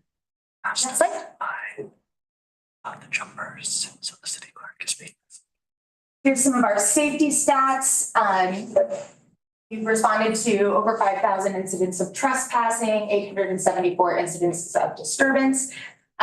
We responded to 5,133 welfare checks, responded. I'd say for the most part, our ambassadors are proactively doing welfare checks. We would love it if the community was calling in more and texting us about the assistance. So please feel free to call and text so that. And then you can see here, we did 329 calls to emergency services last year. So if an incident is something that we are not able to respond to, then we will. Hospitality stats. These are the ambassadors that are out, smiles on their faces, helping people around the district, providing directions, snapping photos, giving out maps. This is really kind of more tourist oriented for the district. But you can see they provided 46,000 hospitality assistants last year, gave out 46,000 maps, and they provided 1,175 safety escorts. A safety escort is actually a service that we provide where if you are walking late at night through the district and you're by yourself, don't feel comfortable. We say if you're someone who works at a restaurant and you're leaving the restaurant at 2 o'clock in the morning and your car is at the public parking garage, call or text us and we'll send out an ambassador to walk with you. This is something that, you know, a lot of our businesses are now starting to take advantage of. We're seeing an increase in employees walking with ambassadors. We even have some people who we just know, we know her schedule now, so they just show up and they walk with her to her car. But it's something that people are always really interested in when they find out about that service. We want people to feel safe in Hollywood. We want people to feel like they're not alone when they're here. And so, you know, that's one of the services that we provide. Next slide. Okay. We started a camera network, and it's called the Hollywood Safe City Connect Camera Network. And what this is it's the partnership working with private property owners to try and bring cameras that are on private properties that have views of the public right of way onto one single network. So if something happens in that area and law enforcement needs video footage, they can come to us and we can pinpoint where that footage is, and they can come to us and they can apply for access to that, and then we can share that with them. Right now we're still building this program up. It's something that we actually went and toured it in Union Square up in San Francisco, something that they've had in action for almost a decade now, actually, and something that we're very interested in building up. We work very closely with LAPD on this program. We wanted to ensure legally, we were getting everything right and making sure that we weren't stepping on anyone's freedoms, or we had the right process to share with the community so people understood how this program works. We have Ovation just signed on to be our first time community property owner for this program. And we're working with a few others. We put a test camera up on our dispatch center. So we had one camera, and we actually were able to make an arrest for someone was riding their bike home from the LGBTQ center, and a group of people started throwing rocks at them. And we were able to capture that on our camera. And so through the system. So it's something that that's really important for us here in Hollywood. We want to do this system. And we're doing everything that we try advance that feeling of safety in the district. Goal 2. This is our beautification of the public realm goal. So you can see we do streetscape improvements. Last year we bought new trash cans. We trim the trees. So every other year we trim trees in the district, which I think the city's cycle is every 14 years. So we're trimming the trees on a more regular basis. We just actually were able to sign an MOU with the city where we were going to have full-time curb painters in the district. And we just bought these fun new tools and all the stuff that we need to paint the curbs. Now we don't have plans to rebuild the curbs. I know I heard that they were saying that people are using wood on the curbs, but at least we're keeping an eye on those curbs. We can report these bad ones to the city while we're circling around the district. So that should start in a couple of months, and curb painting actually makes a really big difference on the street. We are thinking curbs are going to get painted every 3 months. They really lose their luster pretty quickly. So our team is just, that's all they're going to do is paint curbs just over and over again. It's like what they do with the Golden Gate Bridge. Public art, we don't do enough public art. We want to do more public art. We're working on that, trying to raise funds to make that happen. But as artists come in and are interested in putting art in the public realm, we work with them on different types of locations and different types of art. We also are beginning to partner with people to host events in the district. And then visitor center and public restroom. The city granted us $1 million about a year ago to build out a visitor center and public restroom in Hollywood. We don't have one. And we have till the end of the year to figure out how to make one happen. Unfortunately, we run into some timing issues getting the money from the city, but we are still definitely working on trying to bring the restroom to life. Here's some examples of light poles that we just painted. We got $800,000 in grant funds from Senator Durazo to upgrade the public realm. And so these are just some of the projects where we're using them, repainting the light poles. Curbs already talked about. This is a vinyl district art project that we have in the works, where we'd be working with with a company out of Montreal that does these art installations that actually play music. So if you're a pedestrian, you can do certain things around the art and then the music will play. And the idea is to have songs that were recorded in the vinyl district here in Hollywood play on with some of these art pieces. So we were able to raise the funds to get the designs, and now we are working on raising the funds to actually implement. Here's the visitor center restroom. This is 1627 Vine, the public garage. This space has been empty for 14 years. So our goal is to fill it and provide a visitor center where you can go to buy tickets to shows. You can do tickets for tour buses.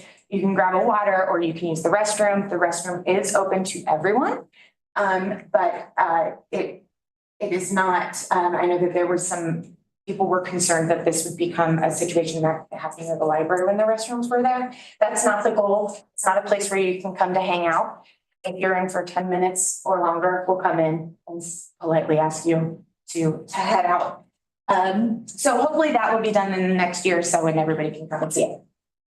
Stakeholder engagement, this is our marketing and communication. Our website is hollywoodpartnership.com. Lots of information there. One of the key sites that, or one of the key pages that people love about our site here in Hollywood is we have the street closure page. We get about 5,000 people to that page every month. And it has all the street closures for movie premieres, special events, et cetera. We also just launched a new event calendar where we are taking all of the different venues in Hollywood and putting all the events that they're hosting onto one calendar. So you don't have to go from website to website. You can just enter our calendar and see it. Back one. So we started an event partnership program last year. Our board wanted to see what types of events we could bring to the district. We run into this issue when it comes to economic development where it's kind of a chicken or the egg situation where people say, if you activate the street, businesses will come. Or if you have businesses, people will come and be active on the street. And so we, while we have an economic development arm and we work very closely with our property owners to try and get people into those ground floor spaces and above, we are kind of bound by what they want to do and who they want to lease out to. And so we thought we would try to go the event route essentially, and bring events to the district that bring Angelenos to Hollywood, give them a nice experience, and also attract people who are here to see how Angelenos live. So we go through the city's permit process for all of these events.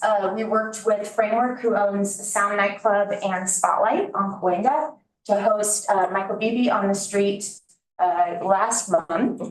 And we have another event coming up called the Empower Music Festival that is going to take place on Hollywood Boulevard between La Brea and Highland. And that's hosted by Streamlive, another local business that has their offices on Hollywood and Sycamore. So we're really trying to work closely with businesses that are already here to activate the street. We brought LA Pride to Hollywood about 4 years ago. Christopher Street West, the organization that runs the LA Pride Parade, was leaving West Hollywood and coming back to Hollywood. I think it was after like 50 years, since actually the first LA Pride Parade was on Hollywood Boulevard here in Hollywood. So we brought them back about 4 years ago. This year Pride will be on June 8th. The parade will take place starting at 11 a.m. It will go down Hollywood Boulevard from Highland. And then it kind of breaks off and it dissipates down on Cahuenga. And then a little further down the boulevard, just east of Argyle, they will host Pride Village, where there's music playing, there's vendor tents, there's a whole bunch of different types of activities going on. And the idea for the village is to keep people in the district, keep people going to our businesses. We get about 35,000 people at the village and 150,000 people here for the entire day. This is an old presentation because I was supposed to be here last month, but I broke a tooth. And so this is a super cool concept that came to us, Hollywood Art Parade. Jeffrey Deitch is a well-known gallerist in New York and in LA. His gallery is on Melrose and Orange, wants to do an art parade where he works with LA art schools, museums, all sorts of people to bring public art alive. It basically, he's asking artists to create art that they can walk in, and they walk down the street, and then you get the chance after the event to kind of they can take the art off, put it in a parking lot, and you can walk through and see all of the different pieces. So that was supposed to happen September 14th, 2025, but he is actually going to postpone it until May of next year. But I'm really looking forward to that. Great to bring some artists to Hollywood. And LA is actually really the art scene is really growing. I'm drawing a blank on annual event that happens, but it keeps selling out, and so we really wanted to kind of take advantage of this moment. You know, Hollywood is the home to creative minds, and we want to remind people why we're here. Advocacy and economic development. So we track development. There's a map on our website. You can go and you can look at all of the development that's in the pipeline. You can break it up by office, residential, and retail. We do a quarterly market report. So we are about to release the Q1 market report for 2025, and there you can find kind of it's kind of a state of the district to see how we're doing in the real estate market when it comes to office, residential. We also have a retail roadmap that we had a consultant come in last year and kind of give us the opportunities and the issues that we run into here in Hollywood when it comes to finding people to lease space. So we are moving forward with some of the projects that you noted that we should work on in that retail roadmap. And the first one being a node mapping project, where we would actually break the district up into different neighborhoods, you can see here, and give them their own identities. So they've kind of done that with the vinyl district at this point, and it's nice to be able to say, sometimes Hollywood is very big and people don't really know what part of Hollywood is for them. And so this gives us the opportunity to now really define some of these node areas and communicate to all of our different audiences what that node is there and whether or not that's of interest. So those are the 4 areas that we are focused on. Lots going on. We are also trying to raise additional funds. Just to give you guys some context, we have 80 blocks and $9 million. Prior to this, I was in Santa Monica. We had 40 blocks and $10 million. We had half the blocks and $1 million more to do our work. So Hollywood is a little bit behind. And we're finding that even with greater than 7,000 from our ambassadors, we're really just still, and I'm sure you guys feel like we're really not moving the needle, and we want to move the needle. Mm-hmm. So we're looking at out of the box options for fundraising. We started the 501c3, which allows us to get these grants from the state and from state, county, and federal government. And then we are also looking at having the tourism improvement district area, where if you stayed at a hotel or you went to an attraction, there would be a 1 to 3%. And then that money would go directly back into. So you will hear more about that. We're at the beginnings of that process, and we are going to do a community outreach phase. So we will bring that back to you. Because it's really important that we hear from residents on this specifically. So yeah, questions? I wanted to maybe Cinerama, you can add if you since the district, anything you know about them, a contact information. We do have contact. We have a contact. That's a start. Connect you. I wish I knew what was happening too, because it's the one movie theater that I would go to in LA. Memories. Kids don't talk there. It's great. Her card is on the table. But yeah, so card. So you could. I can make my card. No, Noel is next door. Oh, Noel. The jazz people are next door. They're gonna be next to Reggie Grill. The jazz club. It was gonna remain in that. Oh, I don't think they said that because I think it's. Yeah, so we try to do our best to track that, but they are being very. They're not sharing a lot. And because during the legislative action, I'm gonna talk about the vacancy tax, but I know you're talking about like chicken and the egg. And since like you guys are funded by commercial, it's also chicken and the egg because like vacancy is bad for activation, but you represent businesses which don't want to be taxed. So that I think is like your biggest problem right now. Like you represent them, so you clearly have to say no, but it's actually probably good for the boulevard, in my opinion, as a stakeholder and business owner. Yeah, it sounds like you're asking me personally what I think about it. Yes, I'm not going to answer that one. Yeah, I know. It's like on a coffee date. No, I think very interested to hear what you guys have to say. We do track.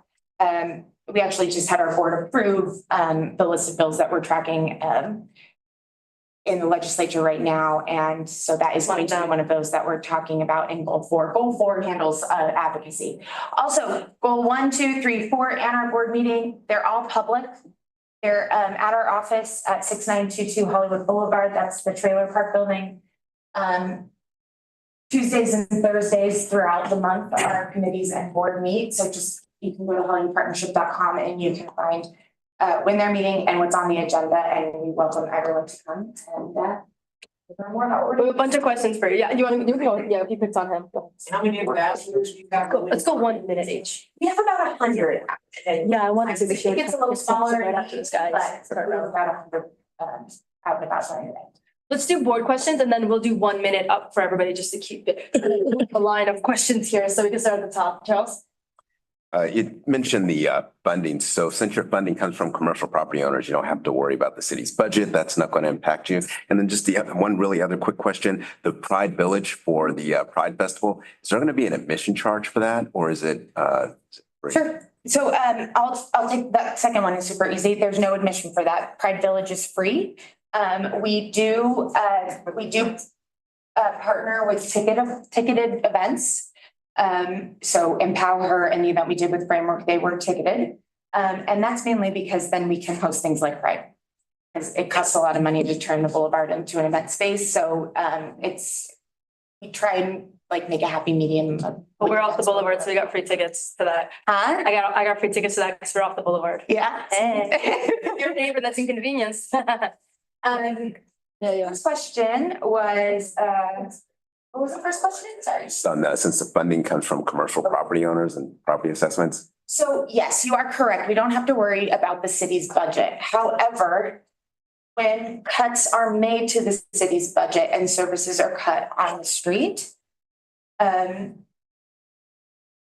oftentimes it seems like the city will go to an area of town and say, well, they have a bid, so they'll just cover it. And then all of a sudden we have extra work that we have to do. So like I said, here, we're dumping the public trash, we're being charged to dump it. They don't street sweep the entertainment district, so we pay for street sweeping. We power wash the sidewalk, we do the tree trimming. So anything that's cut, we tend to make up for. So our funding has to go there. So then all of a sudden, you know, those dollars are being spread a little bit further. Yeah. So dog sanitation stations, is there any way of getting more of those throughout Hollywood? Cleaning them out. Or specifically like near the post office area where there's?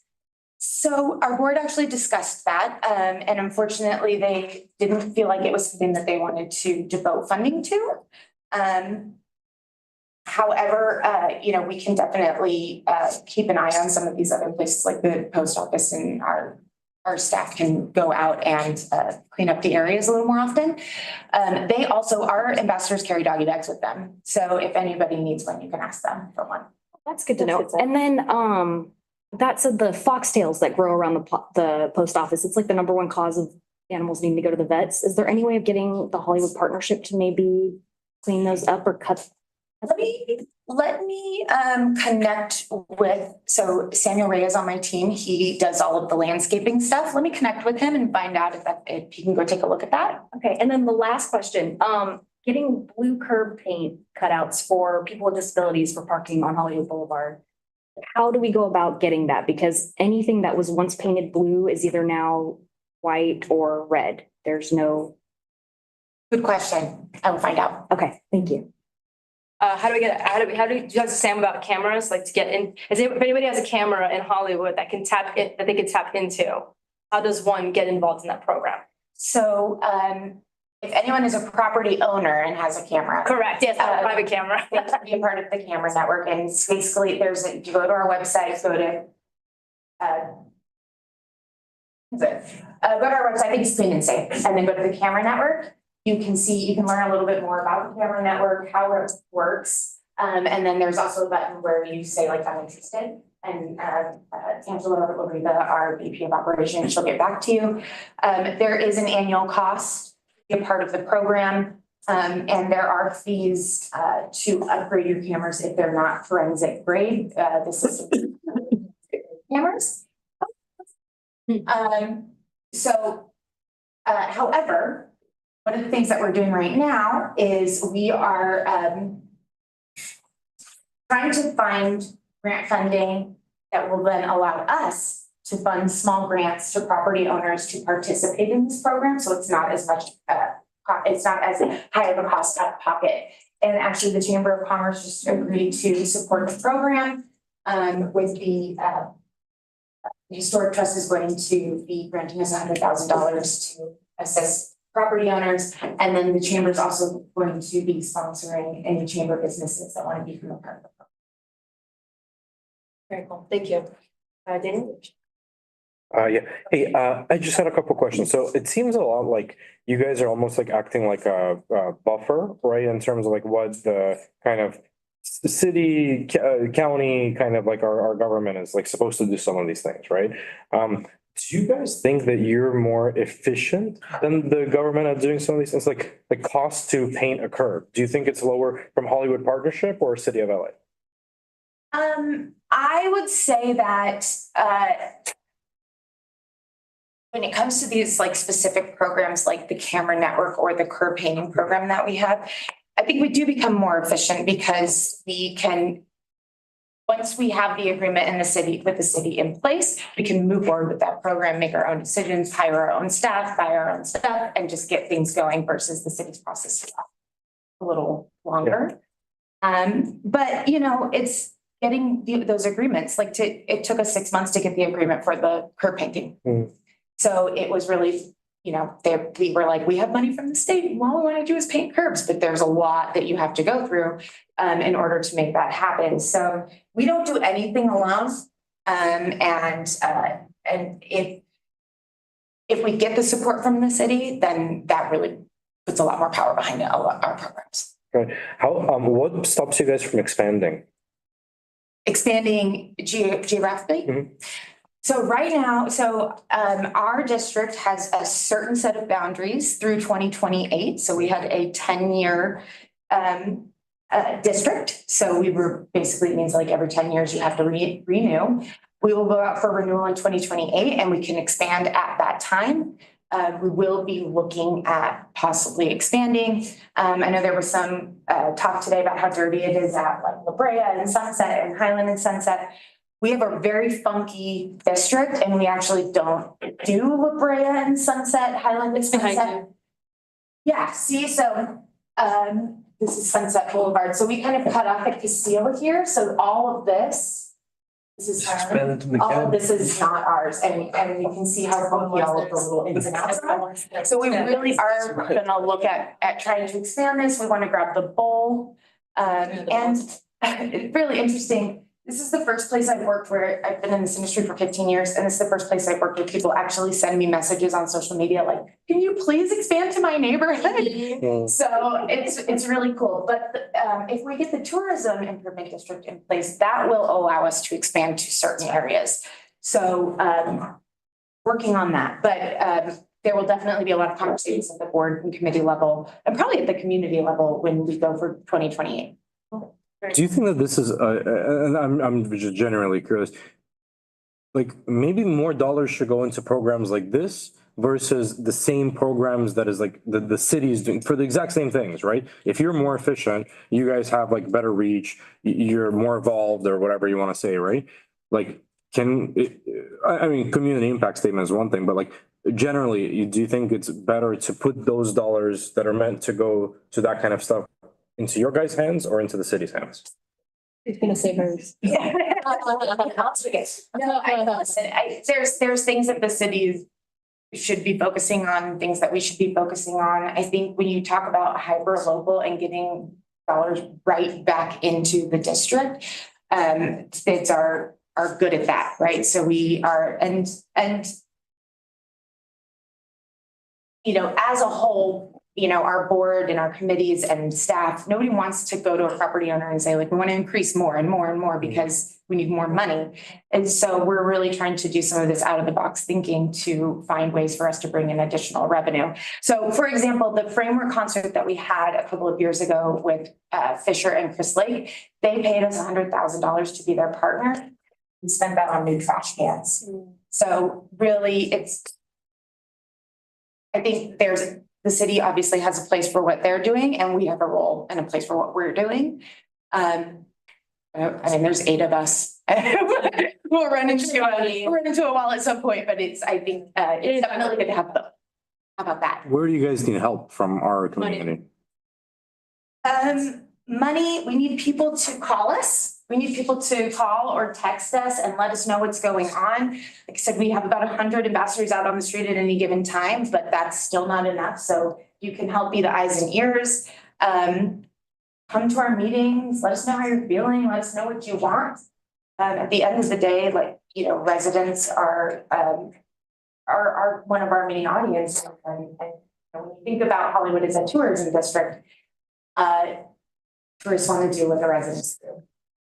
What about like what about the farmers market? Like those are like pop-up businesses, obviously not retail businesses, but do you guys work together with the farmers market? You do, right? You do, right? Yeah, we're power washing. Yeah, we're a better rate than like. That's great. And we can do private contracts too for other properties. We have a couple of those. The other thing too that I wanted to mention is that 6000 Hollywood Boulevard, the old Toyota dealership. So they have vacated that lot and have moved to my favorite shoe store on Sunset. I saw them today. Broadway. Yeah. It was Toyota's, wow. That's crazy. So they asked us Crazy. if we had the bandwidth to keep an eye on that parking lot because it's 3.5 acres. And it's on the far east side of the district where you're not getting that same foot traffic. Got graffiti and stuff on it. Yeah, I drove by that today. like crazy. Yeah. And so we actually made a great deal with them. We are now leasing that lot. We're moving our ambassador operations to that lot. So our ambassadors will be there 24 hours a day, 7 days a week. And then we are working with the parking operator to host parking in that area. And it will also be a place where people can lease out the whole lot and actually use it for private events. Because I have a question. Stuff like that, like so Ferris and I and a bunch of people did that with a developer, but with Hollywood Food Coalition, because they wanted eyes on it, we're developing it. We were able to negotiate a really fair deal for nonprofit. That's obviously what you're doing. But if you have more deals like that, where they're like, watch my property, AKA active, could you let us know? Because we might have some nonprofits that may need a year or two, and they can be the eyes and ears on that block. Because we have like 4 nonprofits here today alone. But last 2 weeks, you know what I mean? We have tons of people that would want to occupy space. Obviously, you can't be in every one of them. But like the Matt Post building, that we can activate empty spaces with nonprofits. And that's great. And we actually are looking at activating the sales room space. It's not something we would do regularly. We're doing this because it's a great space for us to take on our ambassador program. Our trucks and stuff are parked all over the district right now, so we're gonna have one space to do that. So it ended up being a perfect situation. We know that we're only there for a short period of time, but we want to figure out how to activate that into the district. So Pride will actually be the first group. Oh, that's they're going to do those beer gardens and stuff. Okay, let's just stakeholder question, then let you go. So One last finish. Well, we do have- Really quick. When are your meetings? Because you just said like. Okay, so we have goals 1 through 4, and we have our board meeting. Goals 1 through 4 every other month, and our board meeting is monthly. If you go to our website, it's a smattering. The board meeting is the 3rd Thursday at 4 o'clock. And then the other meetings are like the first Tuesday, the second Thursday. Each goal on our website has the time. We're just gonna do 1 minute up to, yes, sir. Yeah, I actually cycle around a lot as well as driving in the district, and I noticed West Hollywood has this great trash thing, local heroes throws trash in can. I don't know if you've seen that, but I wondered if you guys thought about doing that in Hollywood because it's really cool and I like the idea. I'm just curious about who you guys are answerable to. You said that you certify on 28. Are you a form of concessionaire or something like that? Well, who are you accountable to? Like, is it to the Chamber of Commerce and they put up the money, or they collect the money and pay you, or how is it? And then finally, are you street ambassadors that see something that looks like detaining people? And I'm curious about how that relates to. So you don't detain anybody. If you're seeing that, I would love a phone call and more information on that. That is not our policy. We don't, like I said, we don't enforce, we just inform. So, you know, no one can tell them, you can help, here's how I can help you, and if they're not interested, then moving on.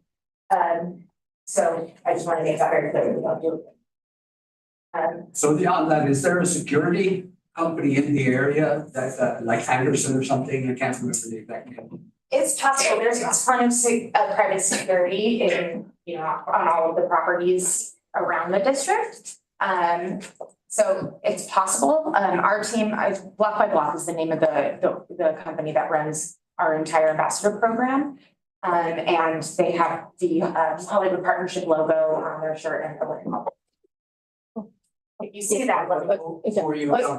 Oh, so we have a contract with the city clerk's office, and then we have a board of 19 properties. I've addressed with your investment, right? I think it's awesome program. I was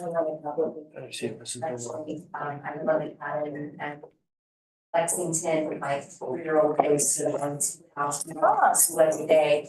I'm trying to figure out to get into the dog market. Because you know, my 3-year-old and all the kids, it just becomes what I do with the painting, I think that's important. I was disappointed to hear that they didn't feel like that stuff was as important that I just want to ask you what we can do to inspire our community to care about their sidewalks enough to like stick up after their dogs, especially if they get toxic. Yeah. It's the BID.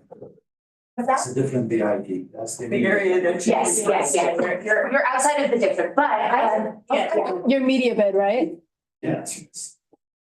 You're in the response or? So, yeah. No, yeah.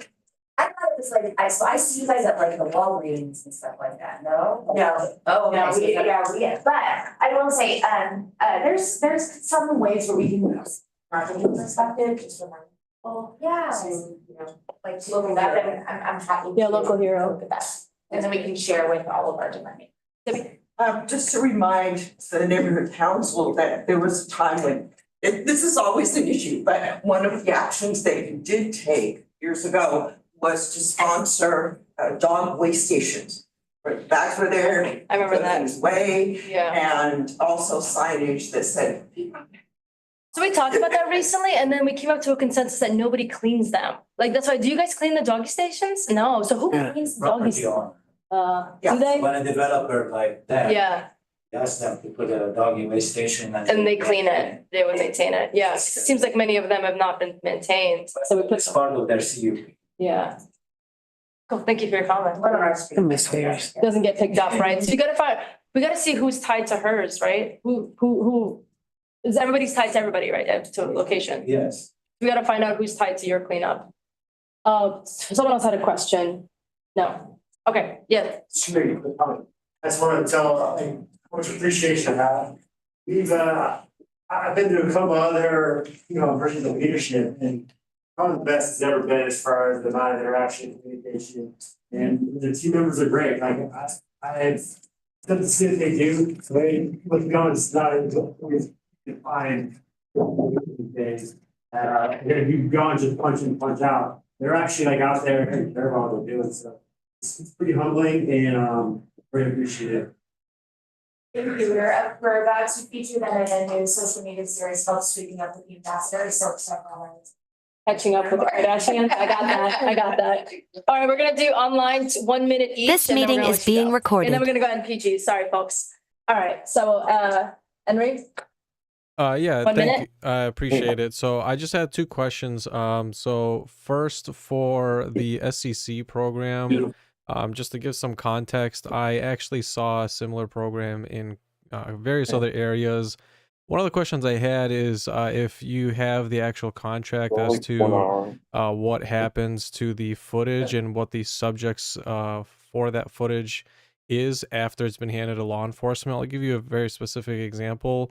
There's been a couple of times where I've actually seen law enforcement along with such a private entity try to claim that the footage for a case that's been already resolved, closed, and no longer serves as investigatory or privacy concerns, that they're claiming the footage does not fall under public records law. And one case actually, it turns out there was a series of cops actually using it to serially sexually harass several residents, several of them being children. And essentially they used it to cover, because of the private ownership of the footage, they concealed the crime. So I'm just curious to see what the actual terms of the contract is for the Safety Connect program. That's time. So I am happy to give the details of that and to send them to Alvina, and then maybe you can share from there. I don't want to get anything wrong on the specifics of the contract, so I will get that over to you. Yeah, and then one more comment for 1 minute, please. Yes, the other day I was at the Scientology Test Center, and one of the ambassadors came up to me and they were and saying like I have to move from the sidewalk and there's just not enough room. And mind you, I'm in a chair and I'm a large person, but there was plenty of room. And then he made it seem like he was called there, but he goes, but secretly he goes, I want you to know I'm on your side. I agree 100% with you. But I had to come, and and this happens almost every time that I rarely ever go there, but almost every time your ambassadors are there to to kind of harass. So I'm wondering who in Scientology is on Hollywood Partnerships, who's on your board, because I do feel like they just call you guys whenever they don't want a protester there. Thank you. Enough about that situation to really answer that. We don't, Scientology is one of our property owners, but we don't work with them on a regular basis or connect with the security teams. But if this ever happens again and you want to know what's going on, please feel free to email info@hollywoodpartnership.com and give us the specifics of the date and the time so we can look into it. Thank you. So that concludes our questions and our presentation. Stick around because we got these NPGs from nonprofits, so they're also in our neighborhood. I hope somebody. But I am going to leave these little lunch sheets on the table as well, and it's just these are great. Fun facts. I have some of these on my phone year from 2024 about the district. Thank you so much. Thank you.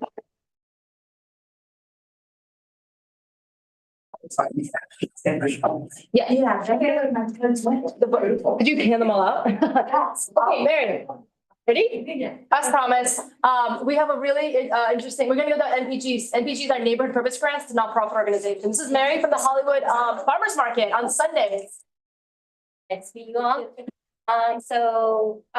We are the Hollywood Farmers Market. We are Food Access LA. We're a small nonprofit. We run 8 farmers markets for we also have 3 food equity programs that we run. Our biggest one being Hollywood. We partner a lot with the BID. We partner a lot with our neighborhood association. And we've been there for over 30 years. I think next year is going to be our 35th year. So look at our website, foodaccessla.org. For our big party that we're planning for celebrating 35 years in Hollywood. Something that we do is we offer Market Match. It's behind you. Oh, yeah. We offer something called Market Match. So it's part of EBT for CalFresh, if you guys are familiar with that. If you have your EBT card, you can come to our booth and then we'll match up to $20 for fresh fruits and vegetables. So a lot of people don't know about that program. It's something that we like to get the word out about. We kind of operate differently from other farmers markets. So some you might see around town and more affluent areas.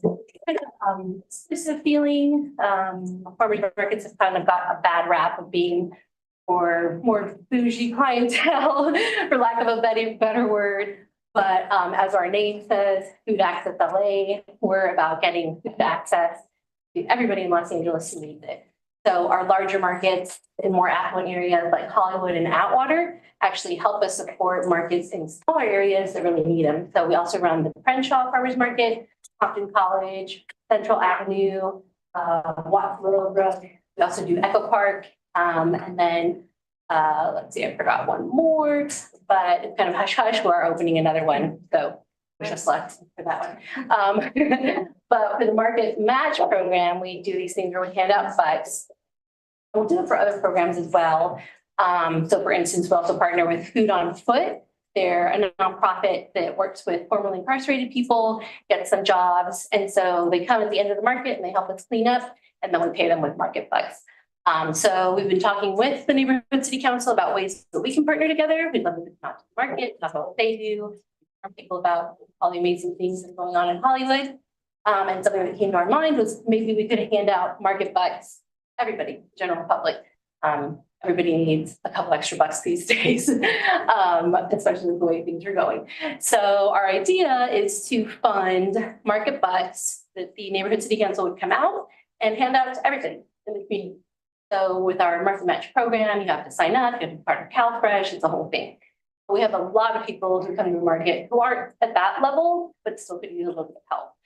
So we decided we could do the Central Hollywood Neighborhood Council bucks. And these are a few design ideas, so we're open to, the QR code goes to CHNC, here's another, so it'll be front and back. So there's just, the idea is that it's a buck, and then you were saying that we can give like a couple of them, like $2-3, so whatever, we decide. But the neighborhood purpose grant is for $1,000. It'd be the cost of printing at your printer that has a specific, like, we have like fraud preventive paper, because print money, it looks bad. So we need to make it very official. They have serial numbers on it, they have fraud prevention in it, expiration dates on it, and work with them. And the vendors would all know to accept it, right, on any Sunday, and then we put an expiration on it, of course. So and then this mainly funds the vendors. Yes. So when it goes to the vendors, even though we're a small nonprofit, we're always looking for funds. This mainly would support all the vendors that have in the market. Yeah, totally. So we only take about 12% at max of like food vendors. And then at the lower end for our farmers, it's a 7.5% stall fee.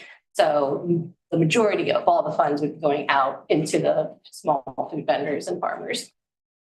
Yeah, so it was kind of an idea to like outreach and support small business, and just get the word out about our NC. And so, they'll be double-sided, but I'd like to make a motion for $1,000 neighborhood purpose grant to CLA. I still say CLA, right? We're technically CLA, but we changed our name to Food Access Los Angeles. Food Access. If you want to start calling us that, we'd appreciate it. You got, let's change it on the flyer. Actually, like another nonprofit. Oh, got you. That anymore. We're gonna see $10 for the Hollywood Farmers Market, and it'll be the amount of $1 each. They're handed out at the market on a first come, first served basis. Do I have a second? Second. Thanks, Crystal. Great, so we're just gonna open it up to questions now. So we can start with the board. I know I pitched this last month, so maybe it's kind of on your radar, but do you have any questions, Charlie? So once the vendors collect the bucks, how do they redeem the bucks? And we have a whole reconciliation process. So we do that for like our market management program with EBT, and that takes a lot of government grant. So we have to track that very meticulously. So we would just roll this into that program where we reconcile it at the end of the market day. We mark how many bucks they receive like this, and then Food Access LA actually cuts them a check for how much they ate. So the vendors will actually get the cash for it, but the customers can't redeem it for cash. And if they look familiar, like they did come like 2 months ago. They were trying to fund this like small business. We were basically supplementing like a small business that couldn't afford a table. But the city clerk was like, you can't do that because it's not like it is open to the public, but it's like very specific to a small business. So they had presented, everybody was on board. So I called Jasmine and I was like, I'm so sorry that like didn't work out. Maybe that's on us that like we didn't think of it. But why don't we do CHNC bucks? I think the board would be into it. And then I contacted the city attorney to ask, like, would this be cool? And we already got a green light that they've done this before in other NCs. So the bucks are cool as long as they're given out on a first come, first served basis to everyone. So that's why if you see the market, the farmers market here, they're not double dipping in the same fiscal year. They didn't get the last one that we voted in favor for. But I think this is an even better one because it goes towards every small business versus the select that, And they collect dollar for dollar basis. They collect the dollar, you give them. Correct. They redeem. Okay. Yeah. Do you have a question, Marilyn? What day do you pick them up? I know, right? Yeah. Oh, but sorry, actually, it's not dollar for dollar because they pay their stall fee. The commissions. But technically that gets paid off at a certain. 17%, 7%? No, the highest is 12.5 for food vendors, and then for farmers it's 7. What she was saying earlier? They get sale. Yes. So technically it's not $12, it's like -7 or 12 depending on spending it. Does that make sense? Yes. You move that percentage for the booth fee. Yeah. Do we give these out or do they give? They give it out, but we can be at the event, but they give it out. Because people might have questions about CHNC, like what is a CHNC buck? Well, let me tell you, we meet the fourth Monday every month. So whenever you print them, just let us know and I can announce it. We put it in the newsletter. And then our folks can come and grab a CHNC buck. But also if we don't, like anybody can. Gotcha. And I think this is a great program. Are we going to do an NPG for the farmers market? The CLA. No, it's food, it should be food access. It's food access. What is your, Yeah, we're legally still Sustainable Economic Enterprises of Biloxi. Yeah, there's still, it's hard to say, so we changed our name to be doing business as Food Access. but the IRS paperwork says CLA, right? Yeah. Okay. Yeah, because I still come on with the same old one, yeah. Cool, that's it for the board, we'll open it up. Okay, so Debbie, you had a question? Yes. Thank you. Sounds wonderful. I like the concept. Being on Board of Neighborhood Commissioners, we're constantly hearing from neighborhood councils about things that haven't gone through because of city clerk and other things. Yeah. So would you be able to provide the neighborhood council with some feedback, letting you, it would make it smoother for them. Oh, yeah. If you could also, there's feedback how many bucks were actually, not the printed, but how many were actually Retained. So the same process of reconciliation we talked about goes through this online platform that we use. So we can run a report at the end and then we present it to them and let them know how much. And to Debbie's point, if this is successful, we can do it like fiscal year, depending if the board is interested, but we can continually, because it's a great advertising for the neighborhood council system. It's a great advertiser, and it's against sports groups. So like if it's amicable and it helps good results, maybe you could bring those results back to next fiscal year. Excellent. And out of the $1,000, of course, you have expenses and the printing fees together. But are you expecting to be able to print 1,000 one copy? Yeah, so our printer costs are like 7 cents per dollar printed, 7 cents, yeah. Thank you. Yes, it's just a matter of picking up the design. Yes, so question from anybody else? I saw another hand somewhere. No, no hands? Okay, so there was a motion on the table. Online, we have 2 hands. That's where I saw. Virtual hands. Okay, up to 1 minute. This meeting is being recorded.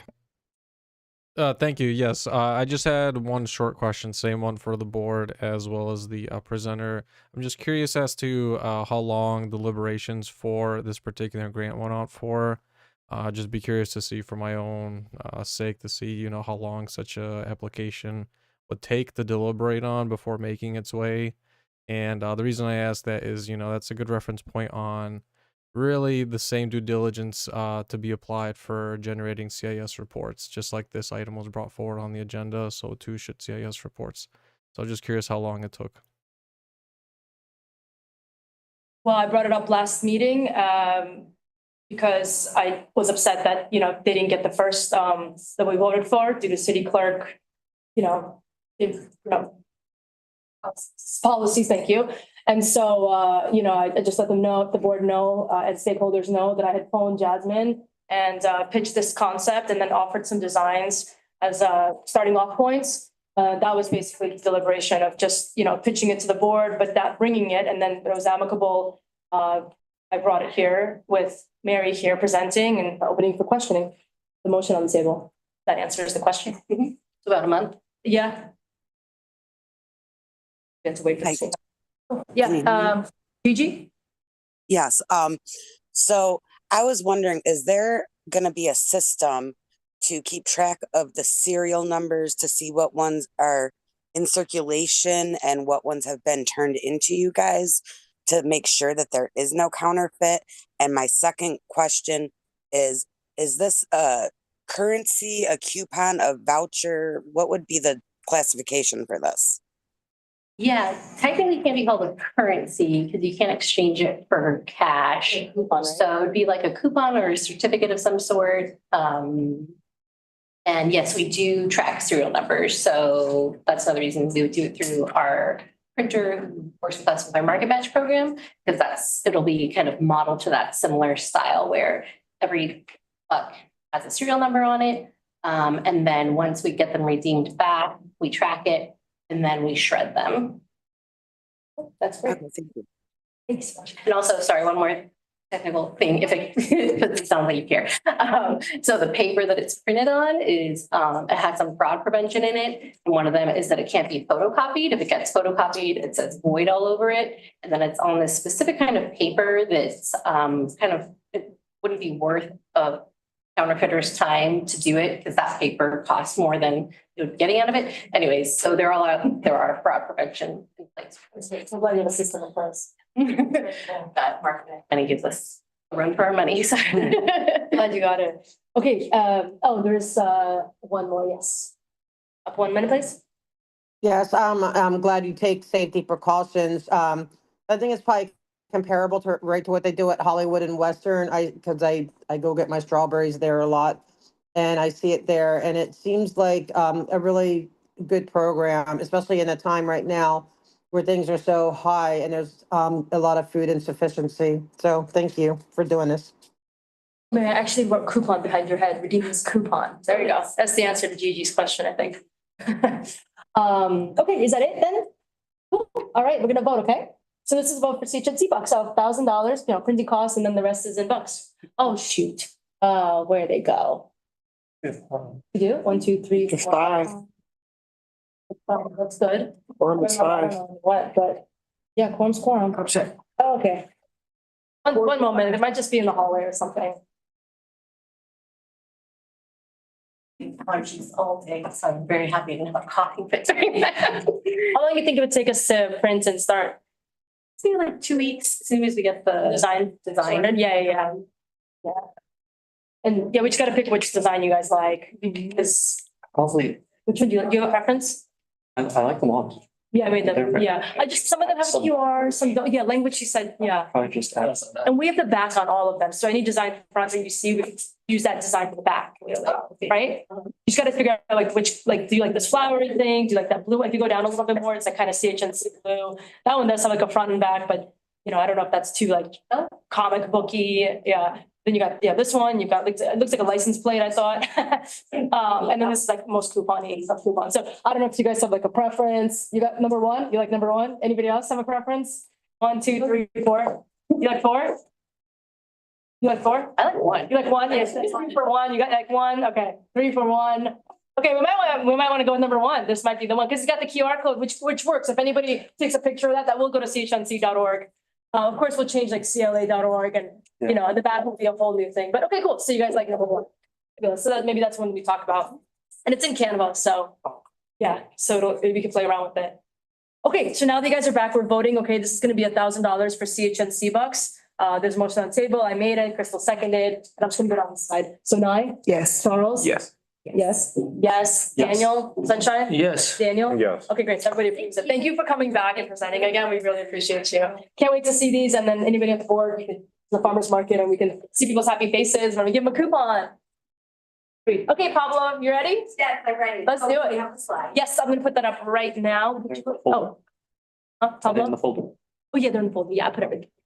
It's the pink. Yes, going down a little. It's the girl right there. Oh, look at you. I'll throw it on somebody else. There you go. That's cute. First timer, it's so nice to be here. Thank you for the opportunity to present tonight. My name is Lauren Alfiero. I'm the Director of Marketing at the Pablo Foundation. I've been with Pablo for almost 8 years. Wow. Yes, and if you don't know who we are a nonprofit started here in Los Angeles, and our goal is to bring healing arts programs to kids who are battling cancer. And also we want a cure. So we are funding innovative, cutting edge cancer research, which you probably know is very underfunded. So a little bit about our name, because people sometimes, if we go to the next slide, sometimes people are not really sure what our name is, where it started. And I think it's really important because the heart of Pablo is Pablo. So that's Pablo. Back in 2008, he was a 5-year-old boy. He lived here. And his mother, Joanne, was bathing him in the bathtub, and she felt a lump on his belly. And instantly that mom antenna went up, and she said, "This isn't right. This lump is not normal." Her and his father rushed Pablo to CHLA, and that night they got the news that no one, especially a parent, wants to hear your child has cancer. So Pablo was diagnosed with a very aggressive kidney cancer. After a valiant year-long battle and chemo and surgeries and with all the resources that his family had, Pablo did lose his battle with cancer at age 6. His parents could not return to their day jobs. They just could not think of a way to get through this grief. In that moment, they had discovered something that Pablo had left behind. After he passed, they realized he was taking photos. The whole year he was going through his cancer treatment. So they discovered what they call precious gifts he left behind. Photos on all their digital devices, their camera, that photo booth app, and your laptop, their phones. And he was documenting the hospital, the doctor's notes, the parking tickets from CHLA. I mean, he was so creative and they didn't realize. So that was their aha moment. Photography. This is something that kids need. They need this creative outlet. So they got the idea to come up with this special program designed for kids with cancer called Pablo Shutterbugs. But again, they didn't just want that. They also wanted no family to be placed in a situation where they're run out of treatment options, which they had. So they also decided we're going to fund research. So what we do, our tagline is we fight childhood cancer with love. We were founded right here in Hollywood in 2009. And we have been fighting childhood cancer with love ever since. We do it in 2 ways, through art, which is our Shutterbugs photography program for kids with cancer, and science, which again are those Pablo Seed grants, which go to daring researchers who have very bold ideas of new ways to treat cancers. So, where does it all come together? Well, it's pretty cool. The full circle moment of what we do is all of the photos that our Shutterbugs take, 100% of them are sold, and all of the proceeds directly go into our research grants. So it's really this amazing cycle of art pushing the boundaries of science. And something that I always find special in the classes is the kids, they know what they're doing. They understand that their photos are actually helping fund research, and they have some agency over their disease by taking the camera and knowing that their photos are being sold and giving back. So it's a really special program. And through Shutterbugs, we are bringing the power of creativity, the power of the healing arts to kids with cancer. So why does it matter? Well, what I'm here specifically tonight for, thank you so much for having me, is local programs that we need some support with. We are, as you know, serving families here in Hollywood. A lot of our recruitment comes from CHLA, which is our first hospital partner back in 2011. They first were our pilot, and Kaiser. So we funnel a lot of students apply from those hospitals. We are hoping to reach more families. We want more people here to know about the Shutterbugs program. It's a no-cost program.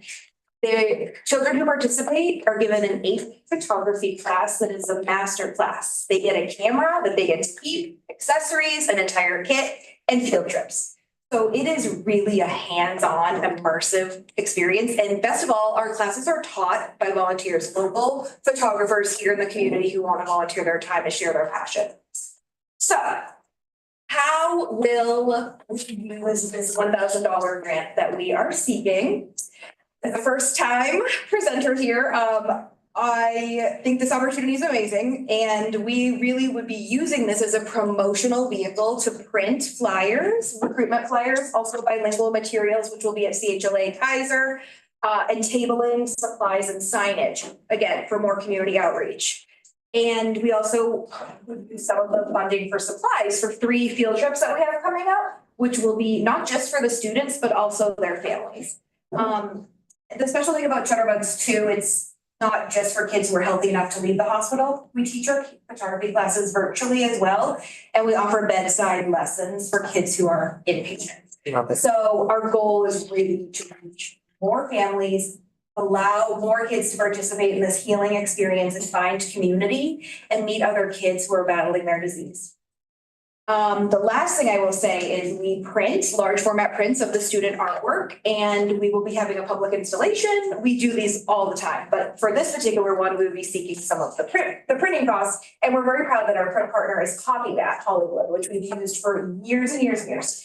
So we'll be using them, which is a bonus. The dollars in this grant will be directing right back into our neighborhood. So thank you so much for your support, and I hope that we can spread the Pab love to more kids and families facing cancer. And thank you for coming. It took us so long to meet you. I think we met at like the chamber event and I was like, Yes. have to come. You're in Hollywood. I wish I knew about this way sooner, so. But here we are. So it's great to hear that story because I too was wondering where Pablo came from. So Everyone gets the name wrong. yeah, definitely. So let's start with the board. Do y'all have any questions about Pablo? It sounds amazing. I love what you're doing. Thank you, it is. It's really special. 8 years. Wow. Any questions, you guys? If not, we'll go to. No questions? Okay, stakeholders. Oh,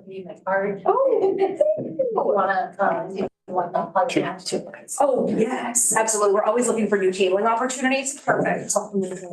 And we have 2 online. So yes, Audit LA, 1 minute, please. Yes, what an incredible program.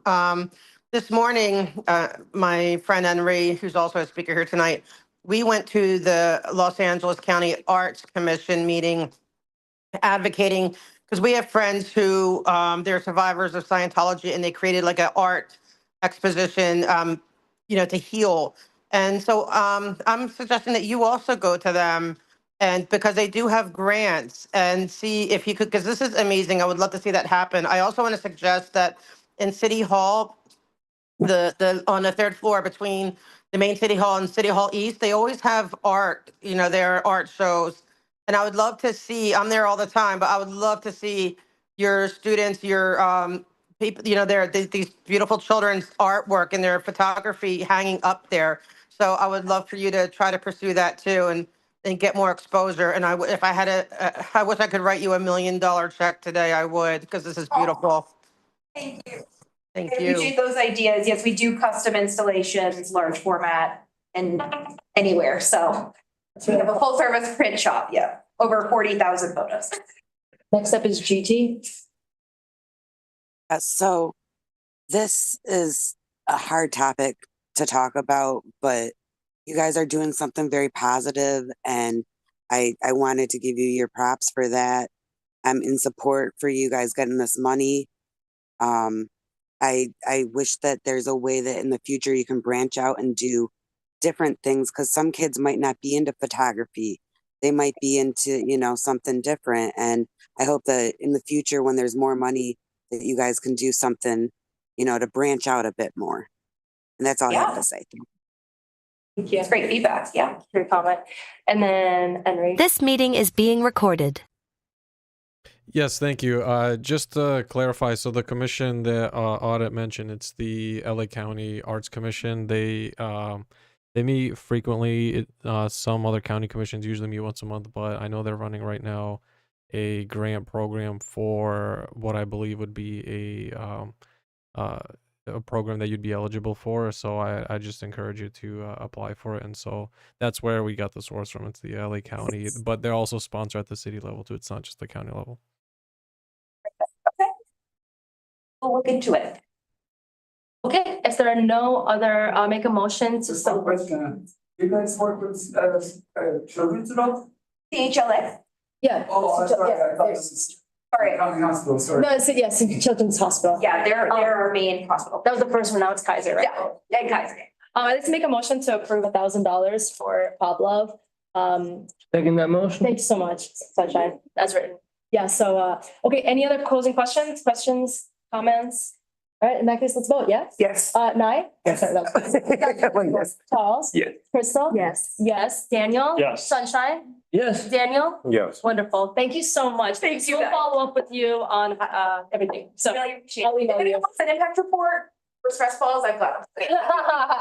Thank you so much. Amazing. Next up is Jenny with Vine Street Elementary, and then actually Enrich LA will go on after them. You Enrich LA? No, Enrich LA is here? Oh, perfect. Awesome. Yes, you'll be after. You'll be on deck. Hey, good evening, everyone. It's Nicole Chang, principal at Vine Street Elementary School. And I am here for a neighborhood purpose grant. What we are trying to do is boost enrollment at our school. We really feel like there is so much value in public education and want to keep Vine Street serving the community. We've been around since 1909, serving the children of Hollywood. And we feel like we want to get the word out about how great our school is. We have this little mailer that we'd like to send out We sent it out last year and our funds are drying up for certain pots and it's gonna cost some to send it out to a 1/4 mile of radius of our school. This will go out advertised. And you have a website behind you, so that's your school right there. It's visual. Yeah, so Vine Street is located on Vine and Vine and We're on Vine between Romaine and Willoughby. it's a public school and the student count, what do you have? We have 250 students. We had, in the height, I'm told, of our enrollment, we'd had up to 1,200 students. Wow, wow. We're So your really- capacity is 1,200. Yeah. Wow. Well, I mean, Maybe 1,000 or bursting at that point. bursting, yeah, that sounds great. How long have you been the principal? I've been at Vine for 6 years. 6 years. And I think, you know, we're a community school, really rooted in working with the community and serving the community and being there for students in our community. So I met the principal when CHNC provided a plaque to this beautiful mural at the front and I had mosaic, not mural. It was a plaque for the mosaic. And I asked the principal, you know, what's going on with the school? What are your aches? What's going on? And she said attendance. I learned that the state helps fund the school with butts and seats, you know, the amount of children that go to a school. And so if their capacity is 1,200 and they only have 200, well, you could just think about the funding or the lack of. And so I said, okay, Principal Jenny, what are we gonna do? Like, how do we get students here? And I asked her first, like, why do we not have students, right? And she says they lose a lot to charter schools, right? Losing, you know, there's a lot of school options here in Hollywood. So It's not a bad thing, but also hard. yes, And we had some schools that closed down. The one that closed down is called. yes, Selma Elementary. Your alma mater closed down, and that's because of attendance, you know? So we have a real underground problem here that we're not talking about because maybe we're not in school or maybe we put our kids somewhere else. But yeah, Vine Street is struggling and we don't want our second school to die. And so I thought, well, what's the minimal thing that we can do at CHNC and maybe just getting the word out? Maybe people don't know that Vine Street has vacancies or that they're so close in proximity. So that's step one. Step one is just to get it out and then we'll see what happens after that. So this NPG is to pay for the flyers to get the word out. I don't know if it's social media or just the flyers, right? So like targeted Just ads. the mailer, we go through LA Unified's repro graphics and they quoted us this $13.25. And that's why, yeah, it's a little over 1,000, but since we said it was cool, that's what I put it in for. Yeah, what other, like, that's basically the backstory on that. Does anyone have any questions? Yeah. Daniel? Yeah, just a couple ones. How has enrollment changed since you've been principal? 6 years. I started in 2019 and that was COVID year. I think we were almost 400 at that point. Okay. So it has declined. It has been declining across the district. Demographics are changing. People don't have as many children right now. So it's a problem across America. And we're holding on. So in the past couple years, there's always a projection that projects how many kids you're going to have in the coming year. And we're always projected to lose a bunch of kids, but we've been holding on. So I think things like the flyer and our social media presence have really helped us attract families. And so we've been kind of like barely holding on to 250 for the past few years. Really? So do students have to live within a certain boundary area in order to attend Vine Street or? So actually, we have a lot of students who are on permit from you can permit in from other parts of Los Angeles. You don't have to live in LA Unified. So we do take students from outside of LA Unified boundaries and we take students outside of our school boundaries.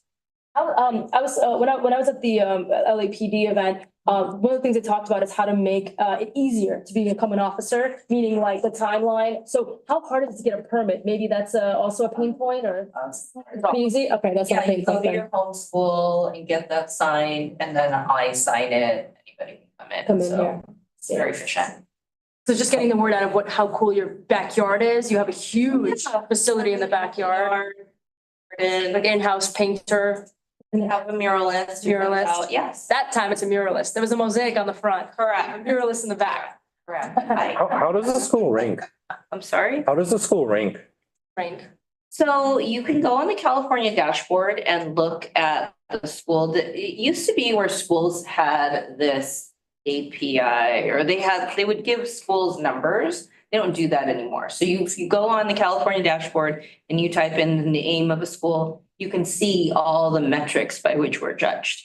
I know that if you go on Great Schools, which isn't, school unified, sanctioned or whatever, that we're a 5.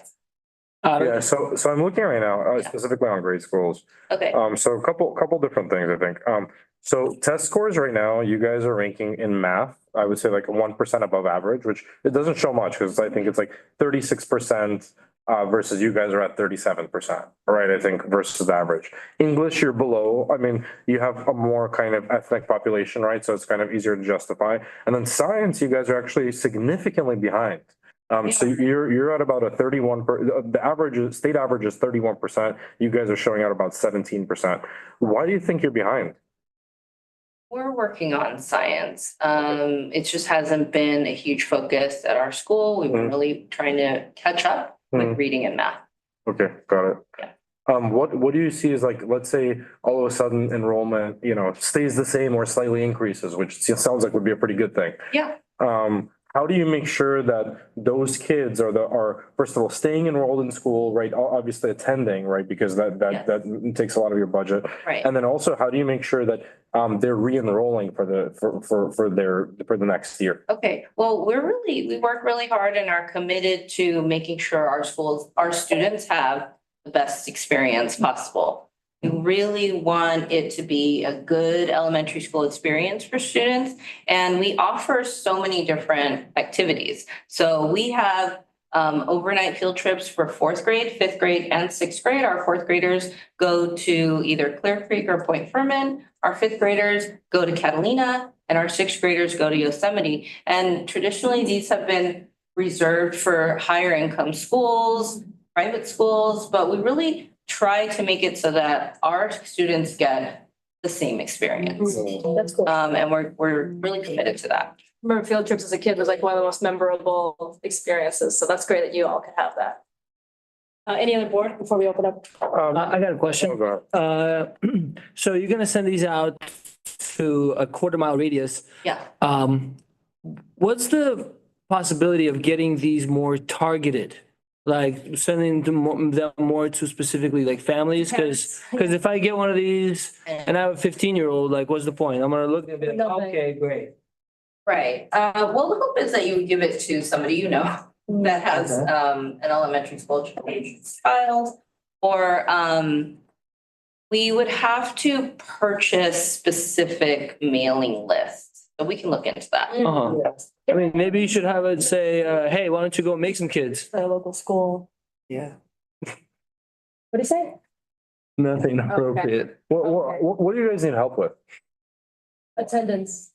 Enrollment. Yeah, she said the number one thing. Do you have like volunteering opportunities available to help out with any of this kind of stuff? We're actually having career day this Friday. Can I come? Yes, you can sign up to come. We're taking signups for. He lives across the street. I literally live right across the You can street. walk up. Yeah, so I see the kids every day. Yeah, we're going back and forth. Okay, I'll send you give me your information. Get your flyer for sure. Yes. Yeah. Right. That's great. Okay, any other board before we go up? Okay, any stakeholder comments or questions for Vine Street? Yeah, I thought I saw a hand too. Your question, oh, your hand. Yeah, your card. Sweet. Anybody online, Daniel? Okay, I see 2 hands online. Yeah, Audit LA, 1 minute, please. Yes, I have a problem with helping out the public schools because you get tax money, you get all kinds of fundraisers and stuff.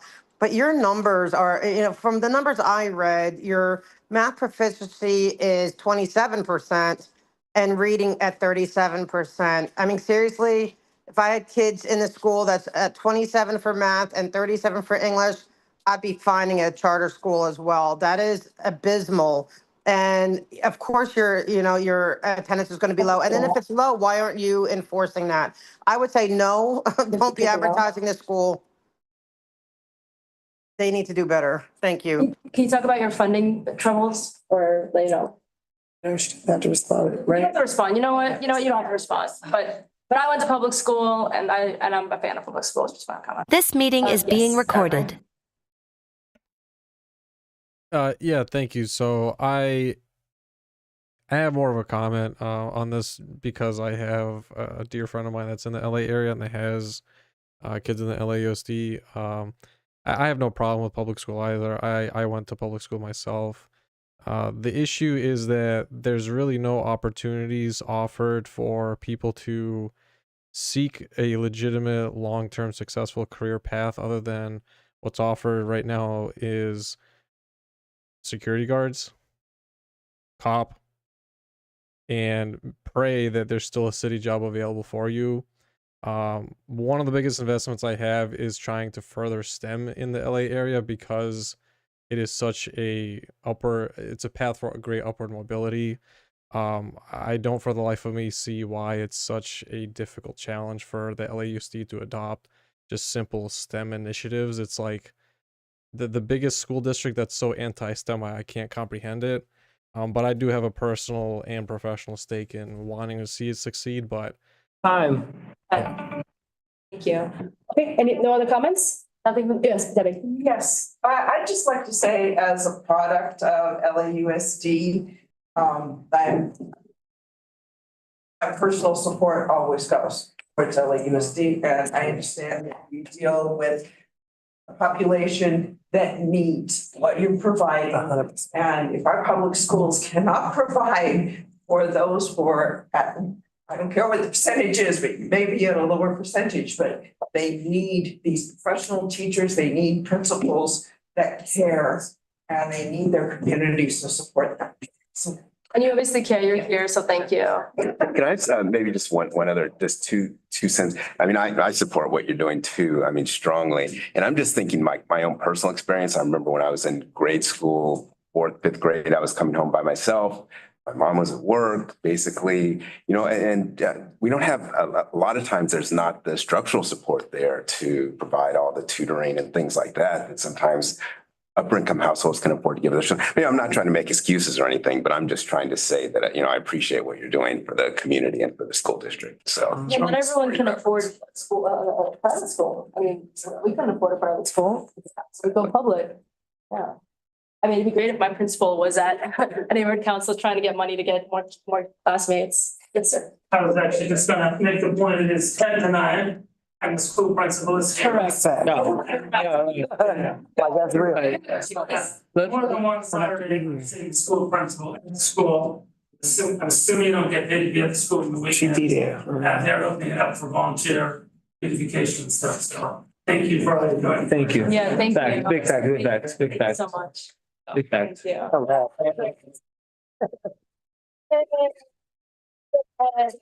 Okay, well, let's vote. This is to give money for these flyers that we're gonna pass out. Yeah. We're gonna have that one. Oh, sorry, just to show you guys on this side. So this is to vote to send this out to the neighborhood and let people know we've got, Give good school options. okay, 9? Well, so the amount, I'm Of gonna 13. move for the full $1,325. I second. 25. 25. I second. Thank you. Give extra $20. Yes, thank you so much. 9? I second it. Oh, yes. Sorry, yes, okay. Yes. Charles? Yes. Crystal? Yes. Yes. Absolutely, yes. Daniel? Yeah. Perfect. Thank you. So we'll get that over to you and again, thanks for being here. Thank you so much. If you want to stick around and Rich, I'll provide there and then maybe you can talk about, yes, your experience with them. Yes, thank you so much. Are you sir in Rich LA? Okay, Yeah. hello, everybody. Does somebody have access to that or how? does Oh, it's for the Rich Pull LA. up our website, I guess. Yeah, can you put the website? Our gallery, this is the gallery page. I'll get right to the point because I think it's getting late, so something brevity, it would be appreciated. I am Tomas Agredi, I'm the executive director of Enrich LA.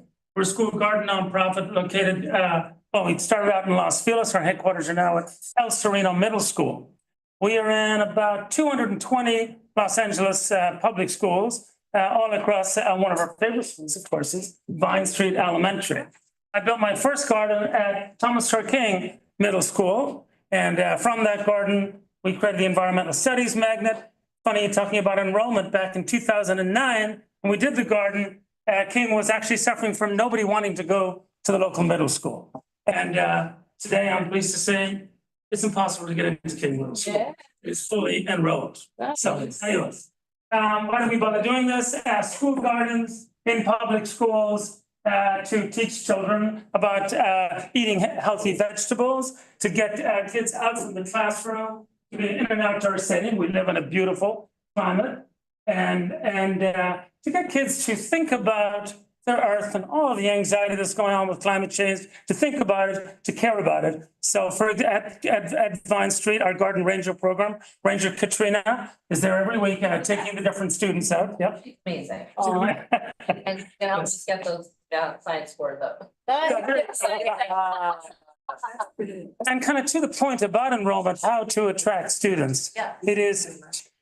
I just think as a parent, if I'm going to walk into school, if it feels warm, if it feels that the principal cares, my goodness, if they have an organic garden in the corner, they must care enough. If they care enough to take care of the garden, then I think they're going to take care of my child. I think so. It's a point. A lot of this is anxiety about public schools. Parents don't want to send their kids to the local public school because they think they're not going to get treated well, or they think it might be a little rough or something. So things like organic gardens, green spaces, smooth out that so people can feel. That's how King actually attracted all those students, because people are so anxious about going to middle school. And then when they saw we had a garden, they're like, well, if they have a freaking garden, I think they care enough for my kids. A couple of other points. We are now the largest school garden nonprofit in the country. There was some crowd in New York that had about 50 schools a while back. We just left them in the dust years ago. Going to probably be in every Los Angeles unified school. We're now the primary garden provider for Bellflower Unified. We're in Glendale Unified. We're in Burbank Unified. We're pretty much everywhere. We're number one. It's not our fault that we're number one. We're just the best. Are you the only one? Yeah. So there are a couple of other organizations, but we're easily the most efficient. As you can see, our spaces, we build beautiful spaces. LUSD as an organization likes this because we obey the rules, we pull the permits, we workers' comp, we insurance, we just don't mess around. We're just number one. That's it. Yeah. So, yeah, go on. Do you have to get this is private property or revocable permits? Oh, well, so we're operating these gardens at the pleasure of LUSD. We don't get to own the gardens. We build them and we maintain them and we teach in them. But we have to be on LUSD property with all kinds of background checks and insurance and all kinds of stuff like that. Do you have a contract for a certain amount of years? No, it goes year to year. LUSD is a little frustrating that way, but year to year on the budget issues, we're in it for the long haul. So we've been around since 2011. We're in it for the long haul. We set aside some funding, so if the school has a problem, we don't build and run. So I actually personally build each and every garden. So I'm not really building a garden. If somehow a school runs out of a few dollars, we find another way, or we'll go and beg you guys for money. So we stay at the school. So, and I suppose the fact that we're in so many LUSD schools tells you at the price point that we offer to the schools, most schools contribute is $69.75 per year. It's a great price point for schools to have edible gardening in their schools. $69.75? Yeah, $6,900. They get to have a garden program with a garden ranger every week. Wow. So that's why we're so popular. Obviously. So that's the price to beat. What's that? That's the price to beat. Nobody can touch it. Nobody can touch it. Remember 40. So they wanted schools to go out to bid for. Remember that with the purchase order thing? They wanted schools to go out to bid. As the superintendent in his wisdom thought, we can send these contracts out to bid, we can have competitiveness and they can save money. They did send one of our schools out to bid and it came back at $29,000 per year.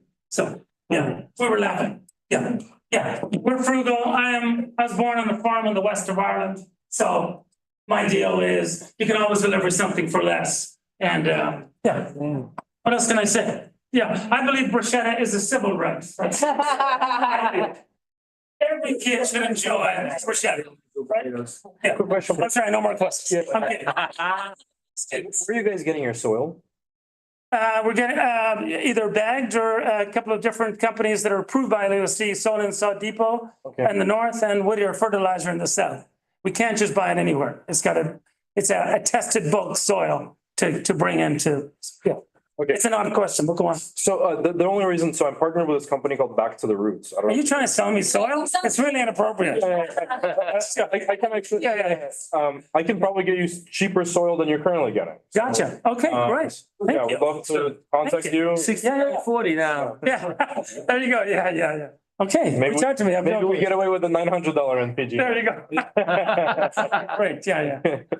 I just want to say Katrina had, presented last year, and we just supported you guys last year, so just thank you for coming back this year. Oh, of course, and thank you for supporting us, and, we're not going anywhere. So, yeah.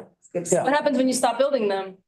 We're not gonna stop building. We're delivering schools, one school site a week. We have a 50 school waiting list. Wow. Every 50 week, schools. new schools. Last week, we built Woodland Hills Middle Academy in Woodland Hills. Actually, we got it with partnership with the Rams. They have now named us as their primary builder because they're building a new, training facility there in Woodland Hills. So they're trying to do good. So we extort money from companies so we can pump that money into schools. You know what adopt a median is? Yeah. I have an adopt a median where I build planters and then they're succulents. So they kind of they're not what you're doing with fruit, Right. they're succulents. So they can survive on their own without irrigation stuff. But you actually have a ranger that comes in. Yeah, we have a ranger that comes in every week and they bring, the kids come out, and the kids plant and they harvest and they do all kinds of stuff. And look at it too, is we're lab technicians to serve as technician and to serve at the pleasure of the faculty and the principals. So whatever We have Ranger Katrina, she comes every Tuesday and she sees, classes will go to the garden. She is amazing. She'll do, tastings, they've made cookbooks. And then it's just super amazing. They'll take things from the garden, she'll bring stuff for the kids. And she also cleans out services the garden. Right, exactly, yeah. So it's awesome. Yeah. Love it. It's a nice home to be at Vine Street, I'm just telling you. Been there a long time, so it's nice to be there. That's great. How many weeks a year do you guys go? Daniel. So our ranger is there it's approximately 34 weeks, I believe, for the educational component. But then we go in over the summer to take care of the garden as well. Did I mention that we're number one or? You mentioned you're the only one. So funny. Yeah. I can tell you've been doing this for a long time because the color of your hair. That's right. Yeah. Silver fox. That's more of an Irish thing. Yeah, prematurely gray. Potatoes? Yeah. See, stereotyping right there. I love it. I'm so glad I didn't make that joke. Okay, let's vote or any questions? Okay, motion is to approve this gentleman's request for thousand for Enrich LA. Any seconds? Second. Thanks, Ryan. Questions? Anybody? Out of LA, I have a Wait, question. none of you guys, right? And nobody out here? Internet had a question. Yeah, I know, but we gotta get to it. Anyone here? Yes. I Wait, left out when I was 22. Yeah. So I know Irish. Oh my goodness. Okay. It's fine. Okay. Yeah. It's not germane to this subject, but yeah. And ask what county you're from. Yeah. Online, in New Jersey, you say what exit, in Irish, you say what county. What county? There you go. We have a question online for 1 minute. Yes, hi, I'm very familiar with your program. I love it. You and I have met numerous times. You'd know me if you saw me. I think it's great. I think you should do it. But whoever, just be careful, just point, whoever was suggesting that they have a friend who could give them cheaper dirt. I mean, I'm glad you disclosed it publicly, but if you have any vested interest in that financially, you need to disclose that. Be very careful about trying to make public deals like that, just a FYI. Yeah, But, zero financial interest, so that everyone knows, yeah. Perfect. Just trying Thank to you. help. Yeah. Thank you. Yeah, I'm just saying it because I care about you guys. I just don't want any trip ups for you guys. But Yeah. I say, please, I definitely help them. It's great. These kids at Vine, I mean, I would love to, I'm glad that they're getting this gardening. And I remember you once said that sometimes you guys actually help them like it can help, like if if they're having really struggling with their math scores, that gardening is a way you can actually help with math, right? Because there's counting involved, maybe, you know what I mean? Would you try to help encourage the math? Thank you. I'm not an academic, I would leave that to the principal, but I would say gardening certainly doesn't hurt with the entire overall school experience. It's not just all about the scores, it's all about feeling. Well, it provides a context for the kids for like, they're going to have math problems. They have that background knowledge to these. Okay, that's all the comments and questions I see. Oh, one more. This meeting is being recorded. I just want to say I'm in support. I had a similar program when I was going to school, so I just wanted my voice my support. I was bracing for a tough one, but that's okay. That was easy. You got a softball. Okay, that's it then? All right, we're gonna vote now. Nye? Yes. Charles? Yes. Yes. Crystal? Yes. Daniel? Yes. Sunshine? Yes. Daniel? Fabulous, thanks. Thank you so much. you. Thanks for sticking around to vouch for him, because I was wondering. I was gonna vote no. We were like, is they legit? And then you hear the same night as hers. It's all rigged, yeah. It's amazing. Let me say thank you, and also, thank you. People forget, you guys are up here, you're volunteering. People forget that. And I was just listening to the city council meeting today, how they're thinking about cutting your budget down to 32, but thank you. 25. 25. 25. It was 32. Yeah. I was the treasurer of the Los Feliz Neighborhood Council for a couple of years. Right. I feel your pain. Just thank you for your service. Thank you. Thank you. Here we are. Thanks. Appreciate it. And thank you for the grants. Yeah. Thank you. Keep soiling, sir. Okay. Does that make sense to keep soiling? All right. Spoiling? I don't know about that one. Okay, next up, Farron. Joke's up to me, okay? And Bussy. No, they moved it. Okay, so 7, I think he was both. No. I was real safe for whatever's happening here. Two. That's a burn. Oh, Chair. Long ago, I was on. Right here. Right here. hey, what up? Thank you for your service. Thanks, guys. I really appreciate it. Thanks, guys. Yeah. This journey that I'm gonna share with you started in 2007. Okay. This neighborhood council, part of the community beautification project, they decided to advocate for the installation of 2 medians on Highland. And the ball kind of dropped and nothing happened for around 7 or 8 years. And then we decided, I'm part of the Rotary Club. And the Rotary is a worldwide organization. We have 33,000 clubs worldwide. And so we decided, you know what, let's adopt this project, help the neighborhood council, raise the money and make it happen. Awesome. And we did. We raised almost $400,000. Installed 2 medians on Highland. You see a picture of it? Is it in the presentation? He's gonna show you, he's gonna talk about it. Yeah. He's gonna talk about it. Okay. And we completed it. And we decided we want to put 2 peace poles in the middle, in each one of these medians. And that process took us with the city almost 5 years. Oh my God. 5 years. But now, with my colleague here, past president of our Rotary Club, he's gonna share with you where we are. And all we need from you really is a simple letter because the neighborhood council. You got it. It's just keys. I just like these guys. Harris is a great one. That he is. And with the sound from it, I'm just gonna take a quick picture. Social media department. All of your, for Rotary documentation, et cetera, et cetera, et cetera. Thank you very much. Thank This you. is OG moment. I would've let my hair down. Sorry, everybody. OG moment. Yes. So, Not your name? Wissam? Wissam Takidi. All right. So yeah, thank you for having us here today, and thank you for the attendees and attendees online. I wanted to make this presentation about the Peace Pole Monument. Like Ferris said, this project started in 2007. I joined in 2017, so 10 years later. And we went through 2 different artists that designed crazy designs, and I came in one day, I was like, you know what, I want to do something that's simple, nice, that promote something great. So we went with this idea.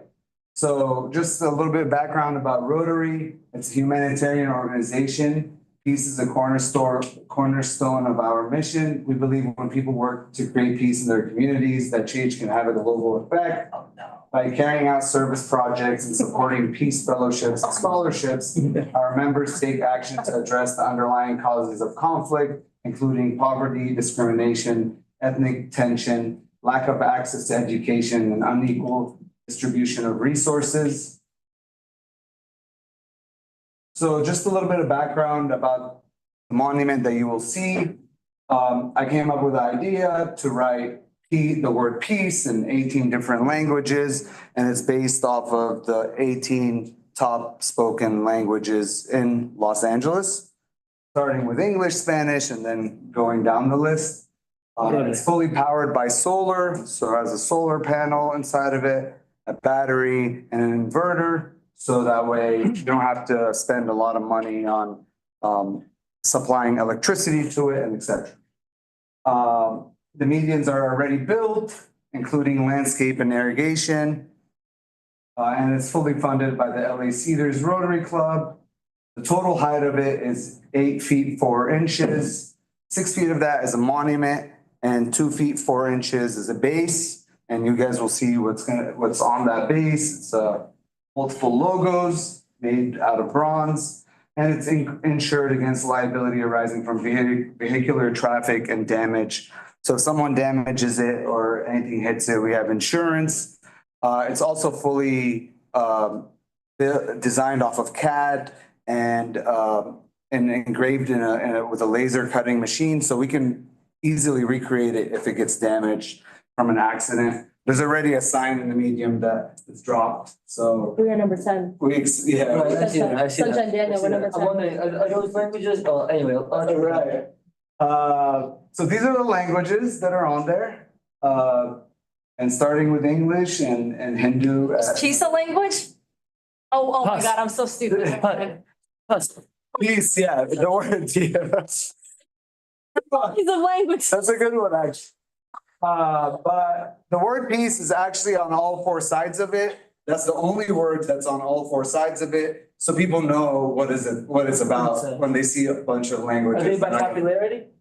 No, they're just grouped in certain styles. This is just a simple detail. It's a structural detail I just wanted to show you guys how basically it is. You have the monument portion of it. You have the base. You have a slab here that connects between both curved edges. And then you have a foundation here with a steel pole that goes all the way up and supports it. This was designed to hold 800 pounds. The monument is 200 pounds, so it's over-designed just for an extra safety factor in general. This is everything Sunshine. It's phallic, it's Well, it's everything. the phallic's maybe not my cup of tea, but you know. So this is a more That's not what I meant. detailed version of it. As you can see, the rebars, if any of you guys are in engineering, number 8 rebars, that means they're an inch, in diameter, which is huge for something like this. Now, That's what we have now, right? we can go, yeah, so this is one of them. This one is in between Fountain and Sunset. DeLongpre. DeLongpre. My house. Yeah, between Fountain and DeLongpre, it's gonna be in the middle of there. And then let's go to the next one. The next one is in between Sunset and Leland. That's right. And that's a smaller one, and it's gonna have another monument there.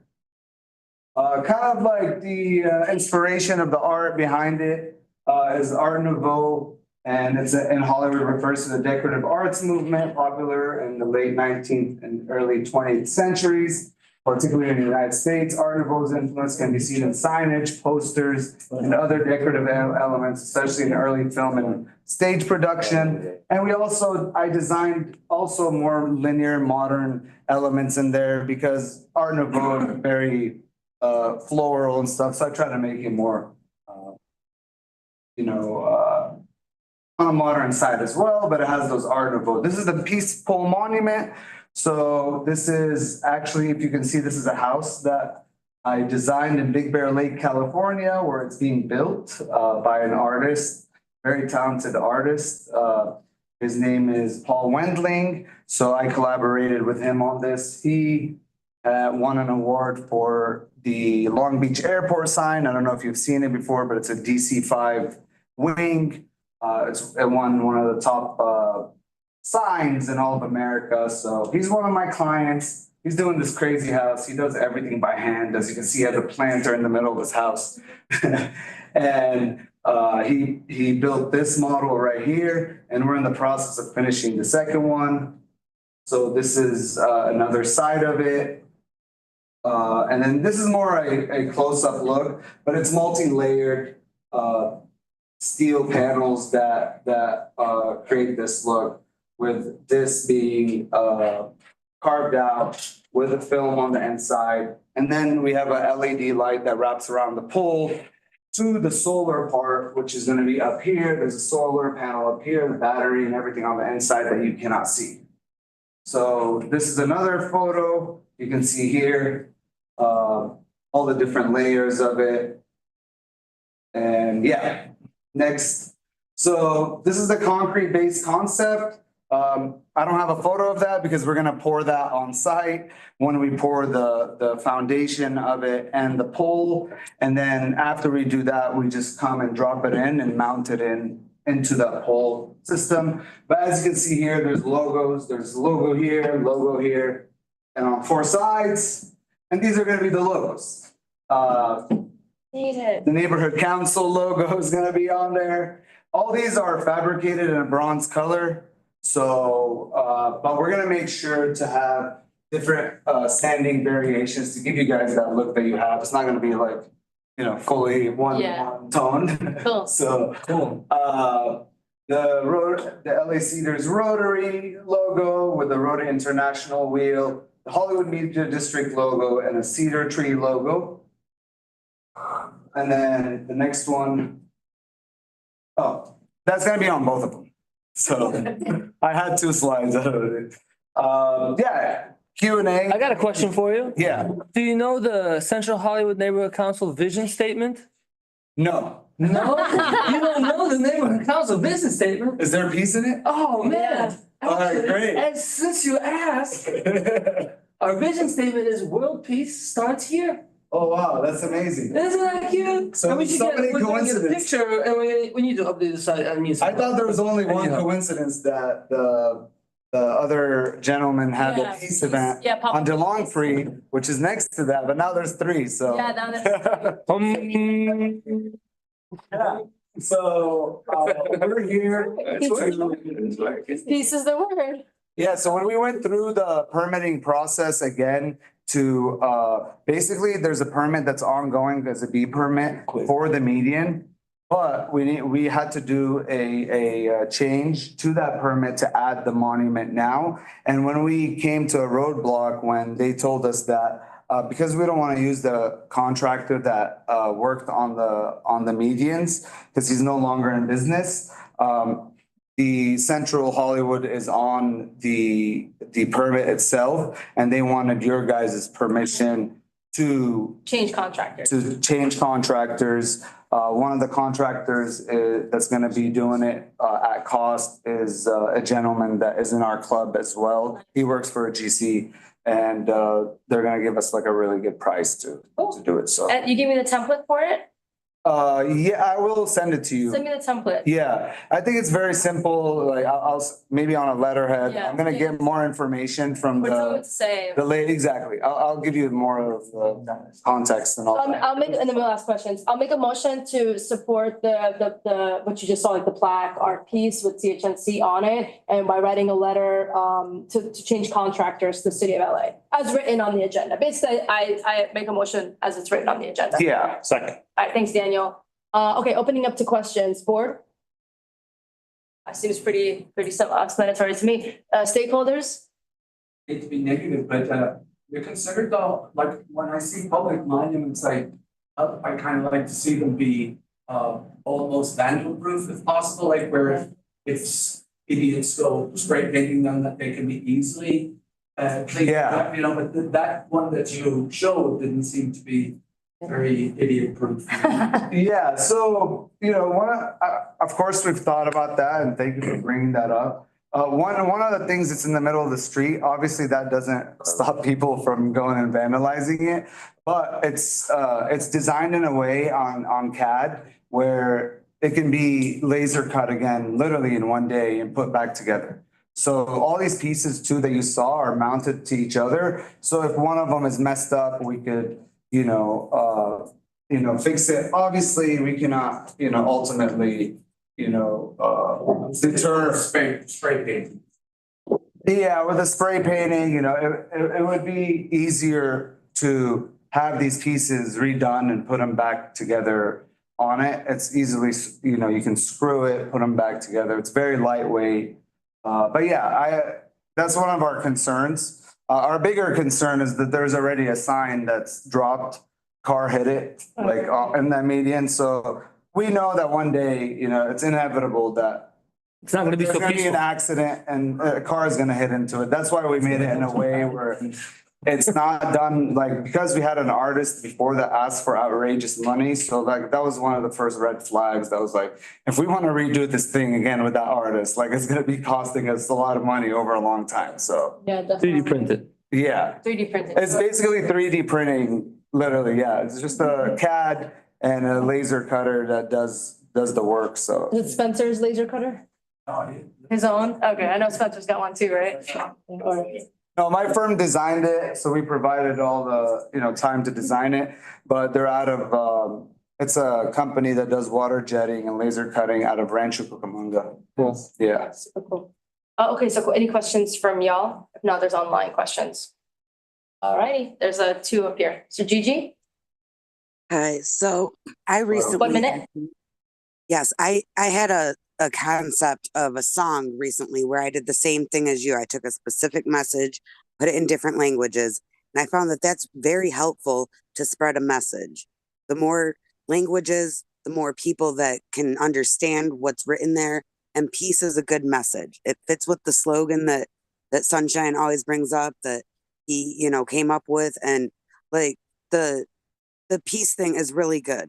My only concern would be possibly the design, but I guess the design is the point of it.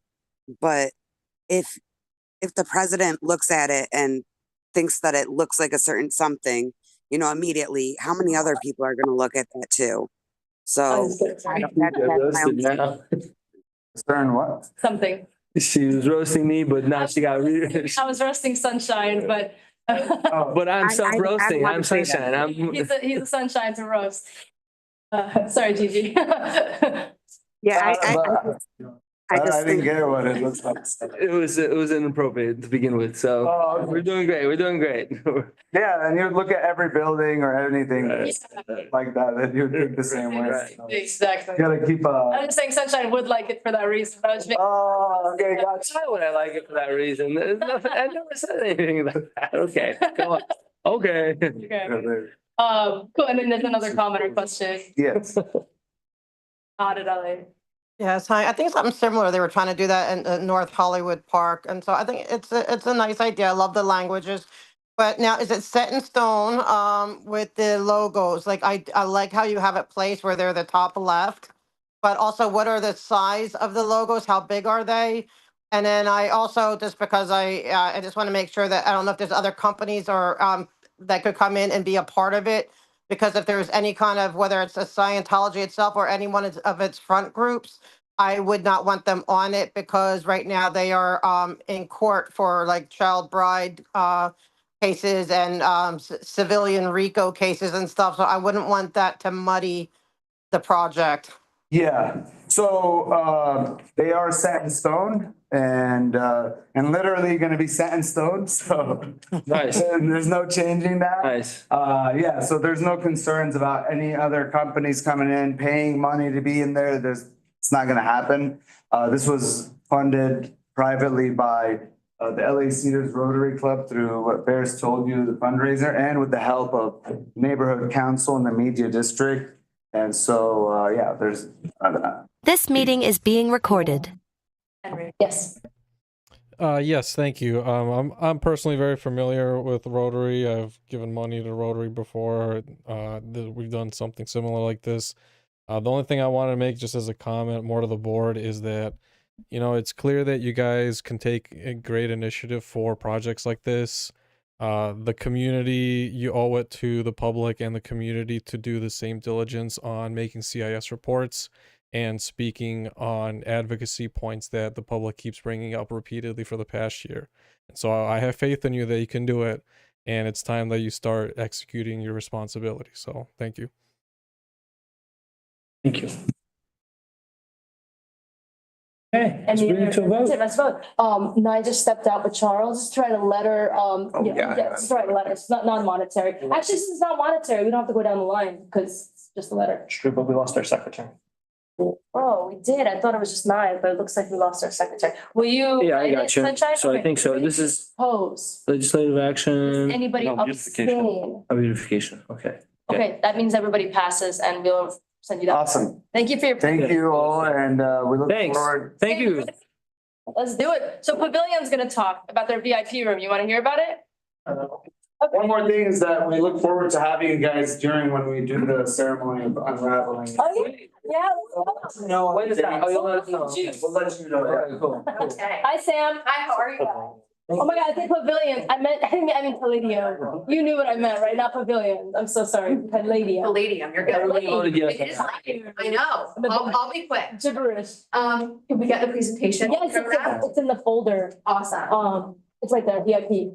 Okay, I promise you guys, I will not take a lot of. Thank you for hanging out this late. I hope you enjoyed it. It was very informative tonight. Yeah. Alrighty, so. Awesome, we're up and ready to go.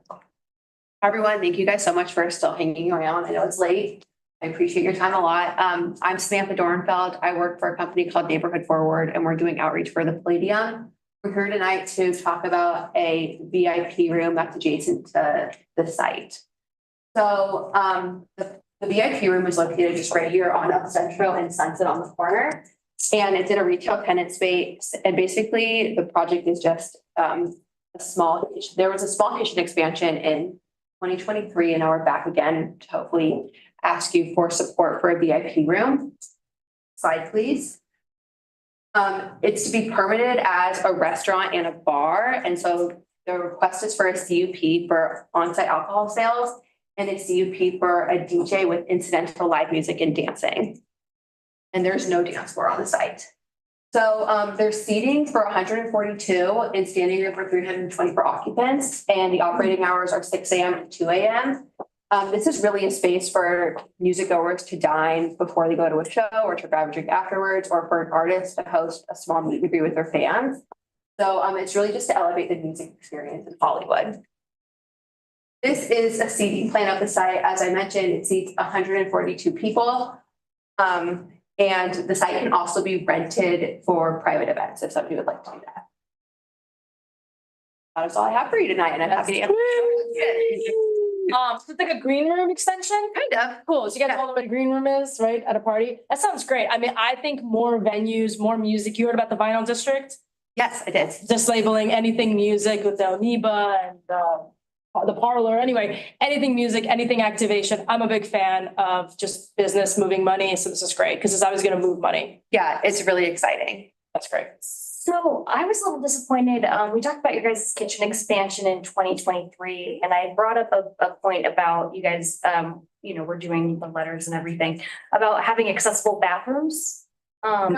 Yeah, Netflix is a joke to not have accessible bathrooms out. Really? For Okay. patrons? No. Okay. And they weren't letting people in the building until I literally quoted ADA law to them. Goodness. Yeah, so it was. Was it the parking lot you said? Yeah, it's the Netflix is a joke. So the Palladium has been using the outdoor space as like an outdoor, we gave them alcohol permits so that they could do that, but they just don't have bathrooms for people in wheelchairs and they're outdoors. Are they porta potties out there? Is that what they're using? And those aren't accessible. You can't lean on them. You can't. And then also the sidewalks were never fixed around their entire venue. So wheelchair users can't even use the sidewalks around the Palladium because they were messed up during your guys' construction and they were never repaired. Could the Palladium work on those sidewalks around them? Could you ask? I could definitely ask them. Because it's probably for their benefit too. Yeah. definitely. Do they have the porta potties ADA ones, you know, the larger ones? They have larger ones, but the thing is those aren't up to ADA standard of what compliant is Oh, because you really? can't do a catheter. There's no light, there's no, yeah. I didn't know that. Yeah, they have actual ones that are considered accessible and okay, that are ADA approved and compliant, that you can wheel into, that have lights and that have. Oh, but you guys didn't have those. So could you ask about having those one with the lights and stuff? Yeah. Cause they do make the porta potties for the right ones, but maybe it's just like the other ones. They've been in like a wider one that said like ADA, but they didn't have lights. Yeah, no, they have to have lights with catheters in different situations. Yeah. I think I connected you on email. Yes. So maybe We'll do the, yeah. will you do Yeah. that? Will you- I can give you a card too if that's helpful. Thank you, that's great. Yeah. Thank you. Not, obviously the VIP room would have the Accessible bathroom. Yeah, it has accessible bathrooms, accessible parking on site. Yeah, thank you. This particular project would have that, yeah, but definitely follow up. Okay, what other questions do we get? One, President.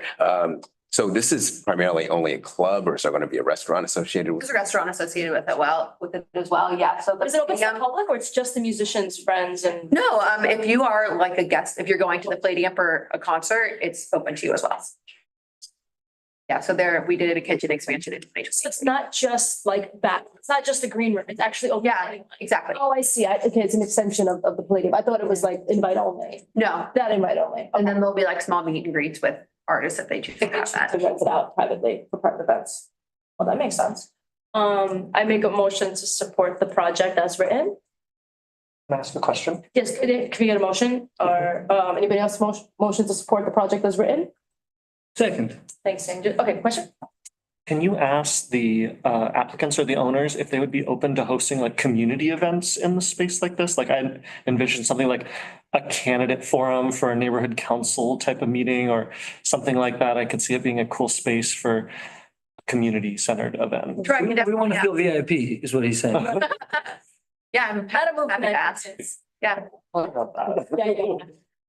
Thank you. of course, And just to confirm from Crystal, it's ADA compliant fully, right? correct. Okay, cool.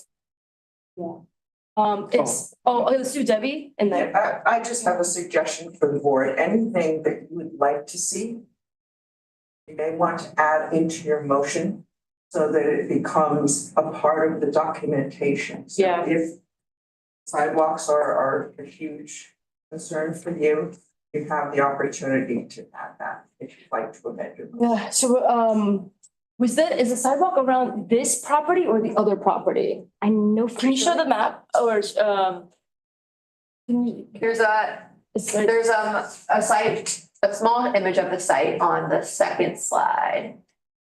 Right here. So here's the project site. So this is Sunset, El Centro, Argyle. Where's the Palladium?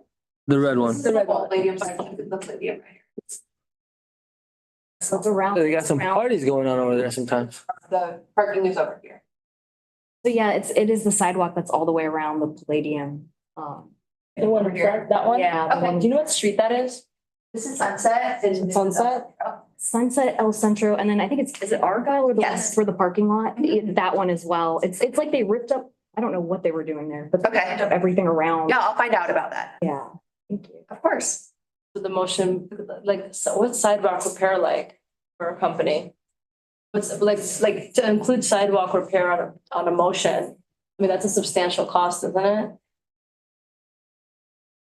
My But what if they experience do- tells me that if you add that to your motion, you're not asking the current developer, but you're asking, you're noting that this is in fact something that needs to be addressed, and it may be something that the previous entity that caused the destruction or someone needs to come in and address that issue. Can you show us kind of where? Yeah, so Keep going. it's on the side of it's like the side entrances where the, Where the parking lot is? yeah. In this Yeah, yeah, direction? that way, yeah. That way. Keep going and then.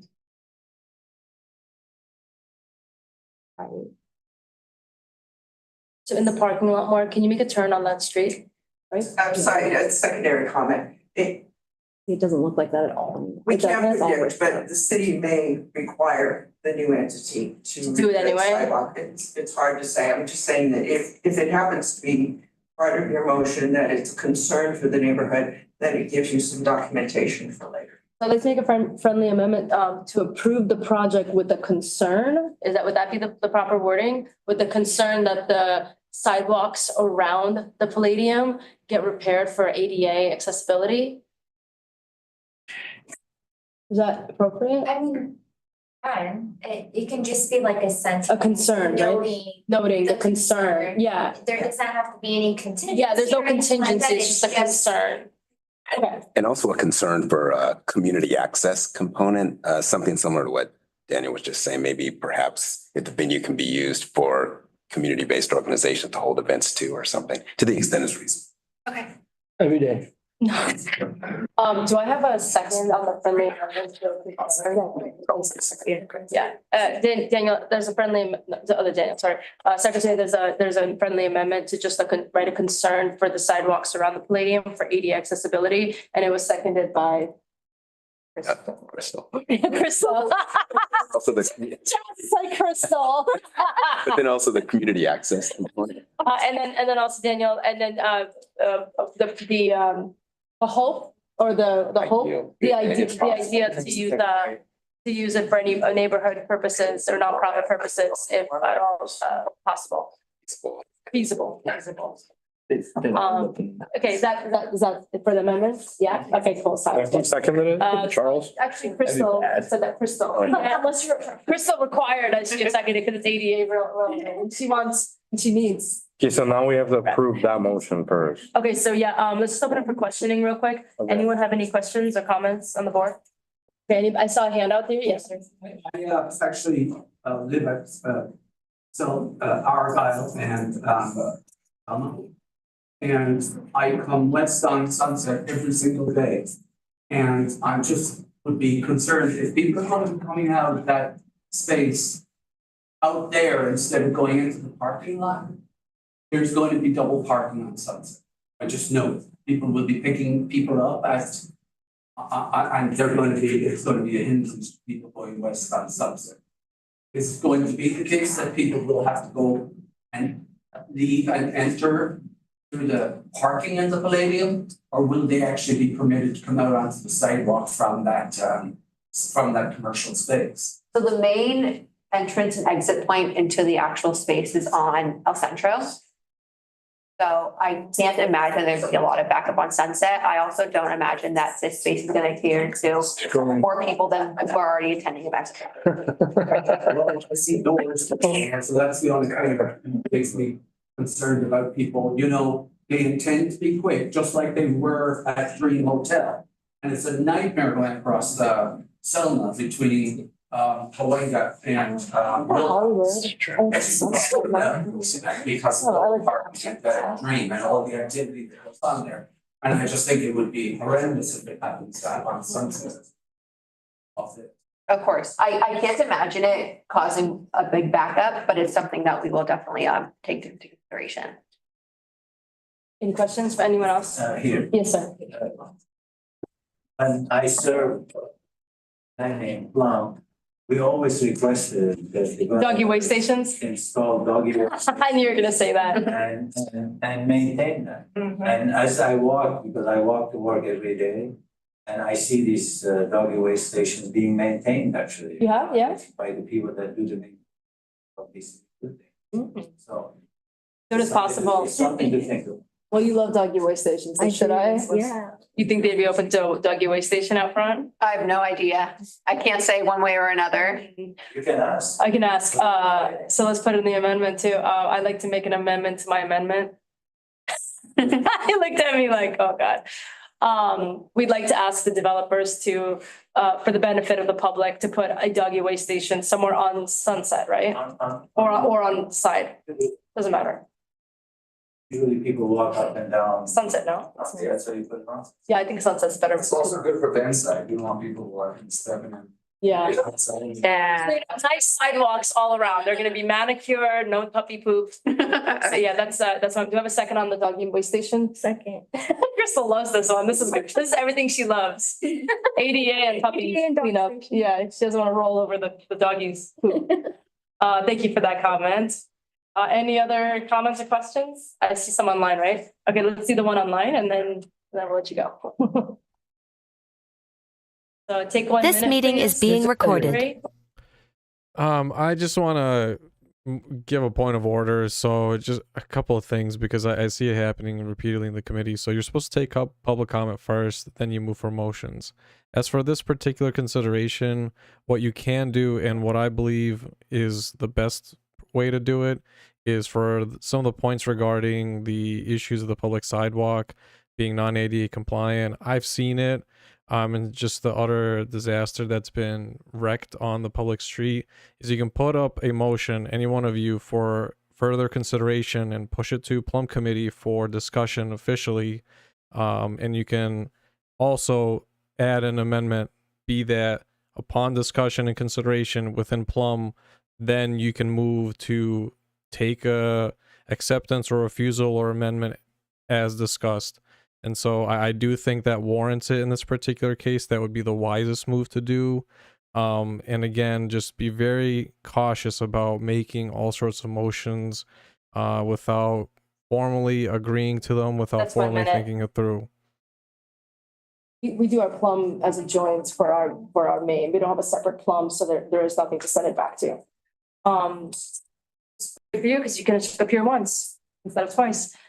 But the comments sections of I see no more stakeholder comments, so that will be closed, and now we will take a vote. Once again, the vote is for the motion that Daniel has written, which is doggy waste. So this is a vote on the amendment, which is a request for ADA compliant sidewalks and facilities, commitment to public, community space and a doggy waste station. Okay. Correct, just the amendment, okay? We're just gonna go, anybody opposed?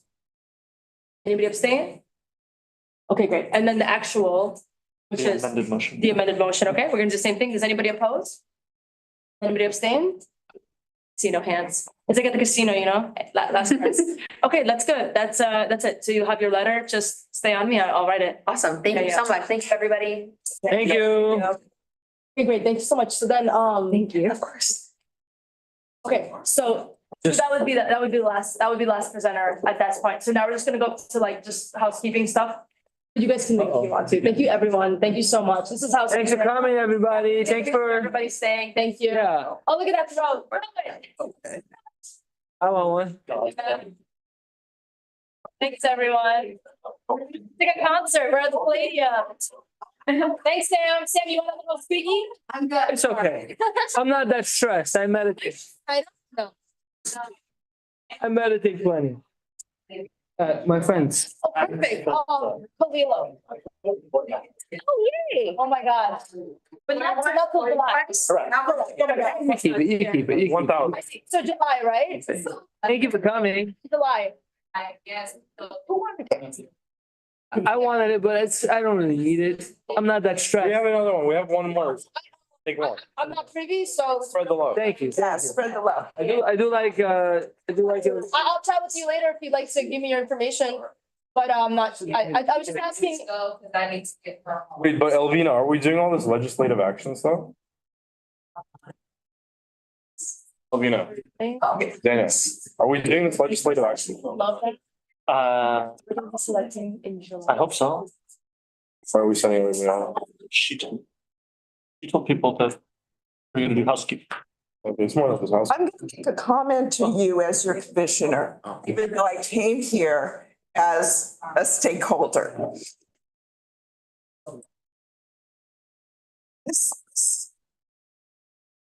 I'm so excited. Okay, I'm just gonna go right into what I'm seeing as a positive. As commissioner, I hear all the time about boards that are fighting with one another and stakeholders that are screaming and people getting. Guys, kudos all the way through. Hey. What a lovely job you're doing. You hear that, Together. Honey, eh? You already know it. You already know it. Oh, and she's. Oh my God, yeah. Fantastic. Erica needs a letter of support. Eric is absolute best. Oh, that's what we gotta do. We're waiting for your next promotion. I mean, you'll be running the city in a few years, I can see that. I don't know. You're really, and I'm so glad somebody pointed out, I mean, we love your work. Yes. We understand Thank you. that you're an employee. But you're more. I volunteer, you volunteer. I don't know when you hear from the others, but I get so tired of talking. Someone hit me and. Oh my God. See? I'm a good president. I don't want you guys. I'm just kidding. You guys. That's good. Wow. My parents will see you. Okay, Ciao, thank you. So long. Good seeing you again. Ciao, thank you. World peace starts here, baby. Peace. It's a peace night. And she said it's a peaceful night. Hey, All right, we're gonna do a little bit of just housekeeping. we gotta do this. Okay, have a good night. I gotta bounce. Thank you. See you next month. We'll cut the non-important stuff. We just gotta do the consent calendar because that's always like a must-have. So I make a motion to approve the consent calendar as written. Second. Oh, hold on a second. Actually, do we have the board minutes from? Yes, Okay, yes. Beautiful, beautiful. Okay, and the MERs, do you know if I put them in? Because that would have been the two things. All of mine is done except for two, but they're from last. Yeah, I texted you, just wanted to hear that so I can give you props. But I kept feeling I have two that left from last year. Last year, oh, Yeah. 2024? Yeah, Not these, okay, I don't know which two. I know you did say that. but- November and December. Okay, okay. You know if the MERs are in? MER? Does anybody have an iPhone charger? The old school one? No, I have a new school one over there. Oh, not a- we'll have to make sure we have that next time. It's dead. Okay, so then, yeah, I made the motion to. Is there, approve the consent- there might be one outside, I think. Is there? Oh, so no, I don't know if anybody, Oh, you know how to get a hold of me, but if I Sure, don't. we'll have these. It's, I think it was. I am really leaving.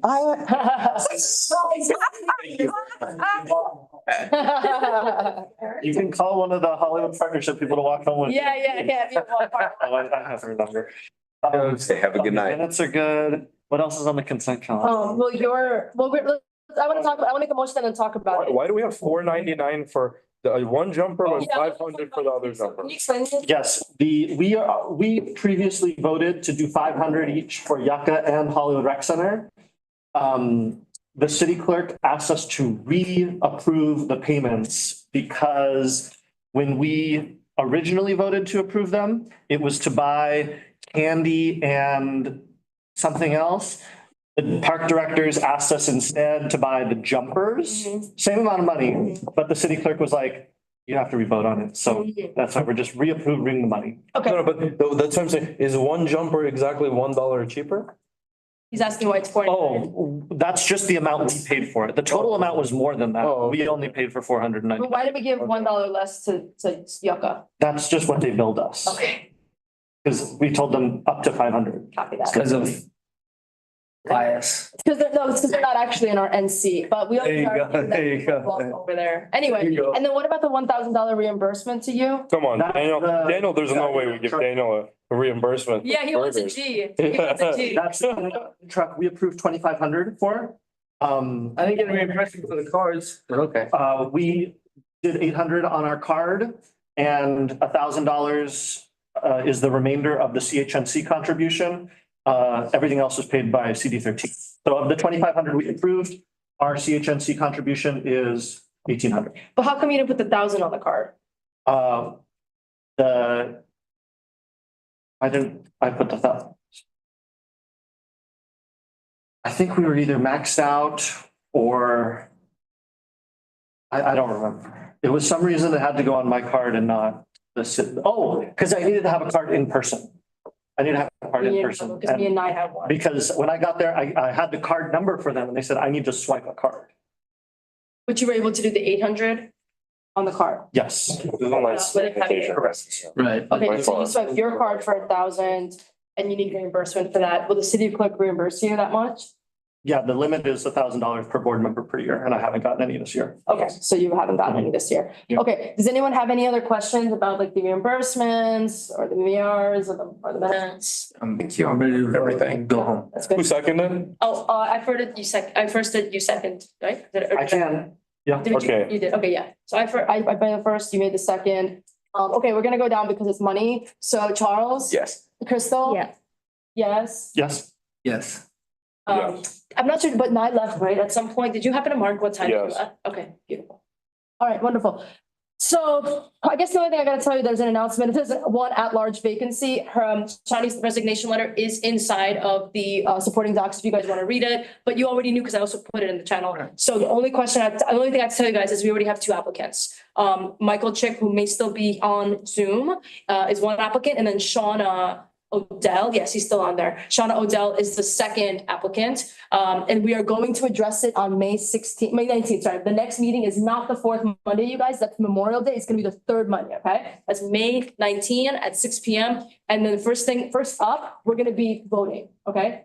Unless some other reason we can't do that, but we're gonna be voting for one of those two. And the way it works is they're gonna give, you know, it's because you've been in this so long, but they're gonna give like a 1 or 2 minute about them. Yeah. We're gonna do a Q&A, and then on a little piece of paper, we're gonna write one of their two names, or whoever, like what, I gotta say there's 3 people, 4 people, whatever. You're gonna write one name, and then you're gonna give it to Erica, and Erica's gonna tally. Okay. And then that person is gonna get sworn in by Erica and then sit at this table. So technically, this person gets in before the July people, you know what I'm saying? Yeah. The June people. But that's just because they're filling a vacancy versus election, eh? Gotcha. Okay. But it's not a secret ballot. You have to write your name on the piece of paper. Oh, okay, and then provide it to Erica, eh? Okay. And everyone has to know who you voted for.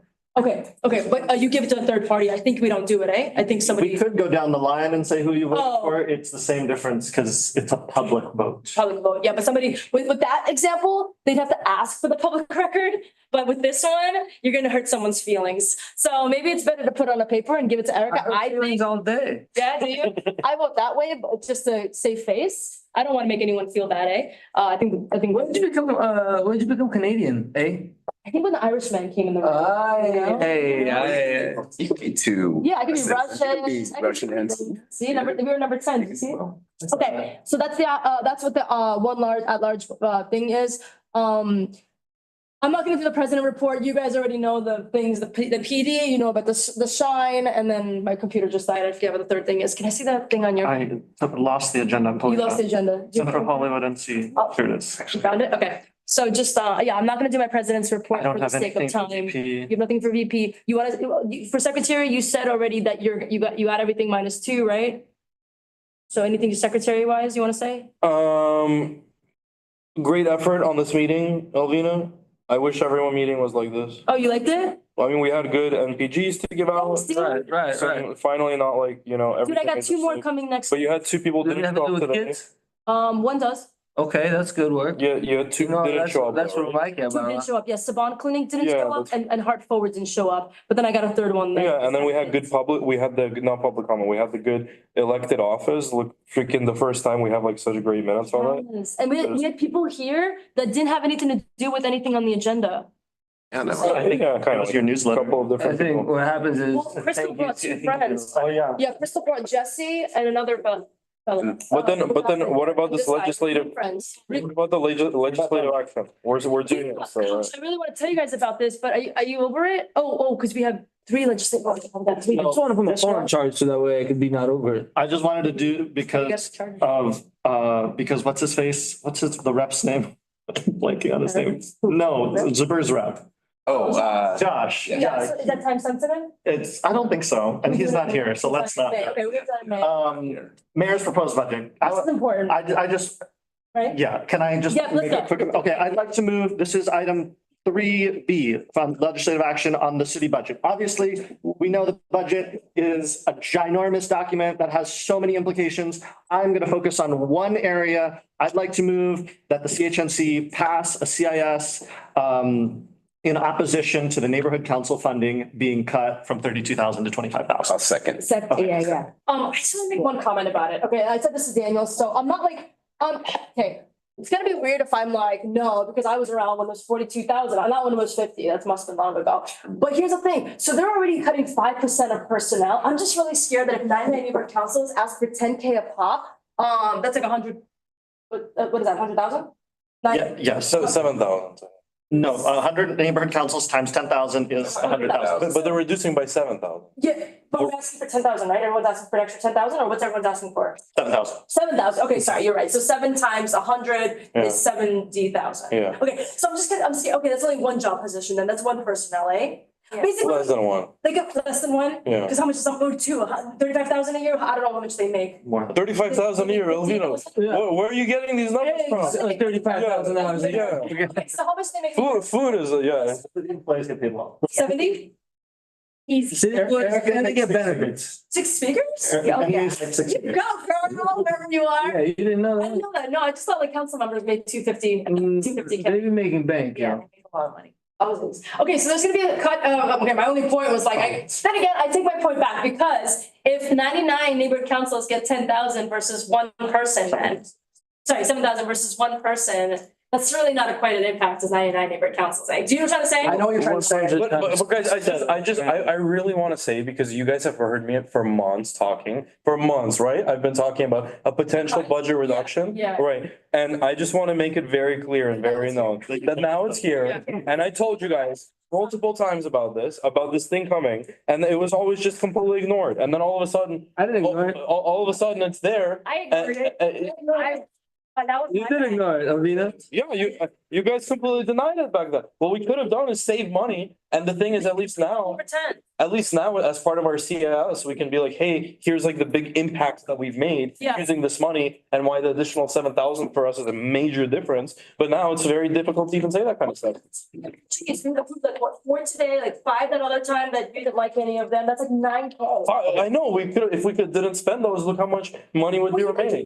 Roll over 10, which we're still gonna roll over, No, I right? think they're gonna allow unlimited roll. I think they're about to around, yeah, wow. You see, guys, exactly what I was telling you guys. We can roll over more, you can keep more money. How much do we have left today? Guess what? The budget After the town. No, after today we have less, because we gave away like 5. And I'm gonna probably bring 2 or 3 next time. Exactly, guys, so. So let's just taper, keep it with the kids only, and like take it like everybody else. Savant Clinic does give kids, it's like dental, mental, and great. they're amazing. They're really helpful. They're When you lose free your health dental, insurance, you yeah. can go in there And and they give you. I can use some dental, I got no fucking. Back on topic, we're talking about whether we want to tell the mayor, don't cut the NC budget. Yes. Yeah, I'm in, Okay. I'm in. So We have a public The comment. numbers that they make, oh my God, yeah. Public comment. We have a public- Yeah, I'll have to go. Support personnel. This meeting is being Henry, do recorded. you want to make a public comment? It's just us now, buddy. It's just us now. Yeah, man. I mean, Oh, sorry. yeah, There's no, nothing. listen, Okay. all right. I want to make this very clear, right? I support the comments that Sunshine made, as well as the other gentleman on the board. The fact of the matter is that we, the public, have been coming to you for this for a very long time now. So this is not a surprise, all right? I know of other neighborhood councils that have had representatives from Kenneth Mejia's office to talk to them long before the crisis was announced to essentially educate the board.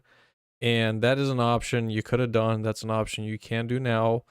And what I'm trying to say is that this is not really just about the budget. This is about neighborhood councils figuring out that if they don't use their voice, your money 20 and your seconds. power will be taken away from you. And frankly, you deserve it if you don't speak up to advocate for yourselves. That's what it takes, and that's why you're here.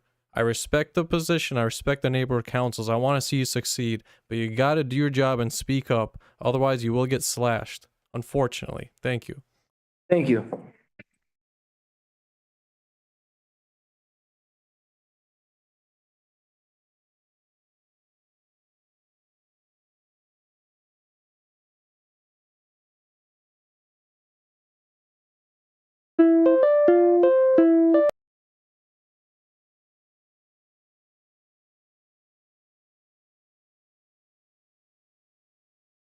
To fill out Cool.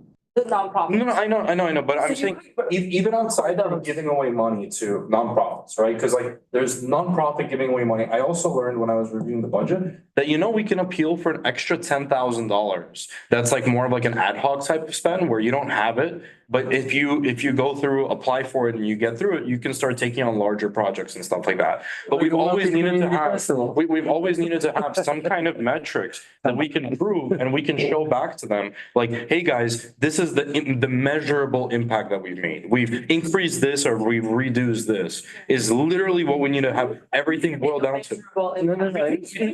He's talking about like the way we keep track of our accomplishments. Well, He's talking about like the way we set the goals and the way like Like, for instance, today was pretty special because there was people popping up and with the peace talk and stuff, like when we have a very clear vision and everybody's working cohesively together to like bring in like everybody's contributing, you know, then the KPIs is what kind of keeps us on that track.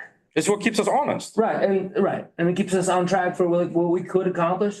And when I say world peace starts here, I'm talking about being an exemplary neighborhood council.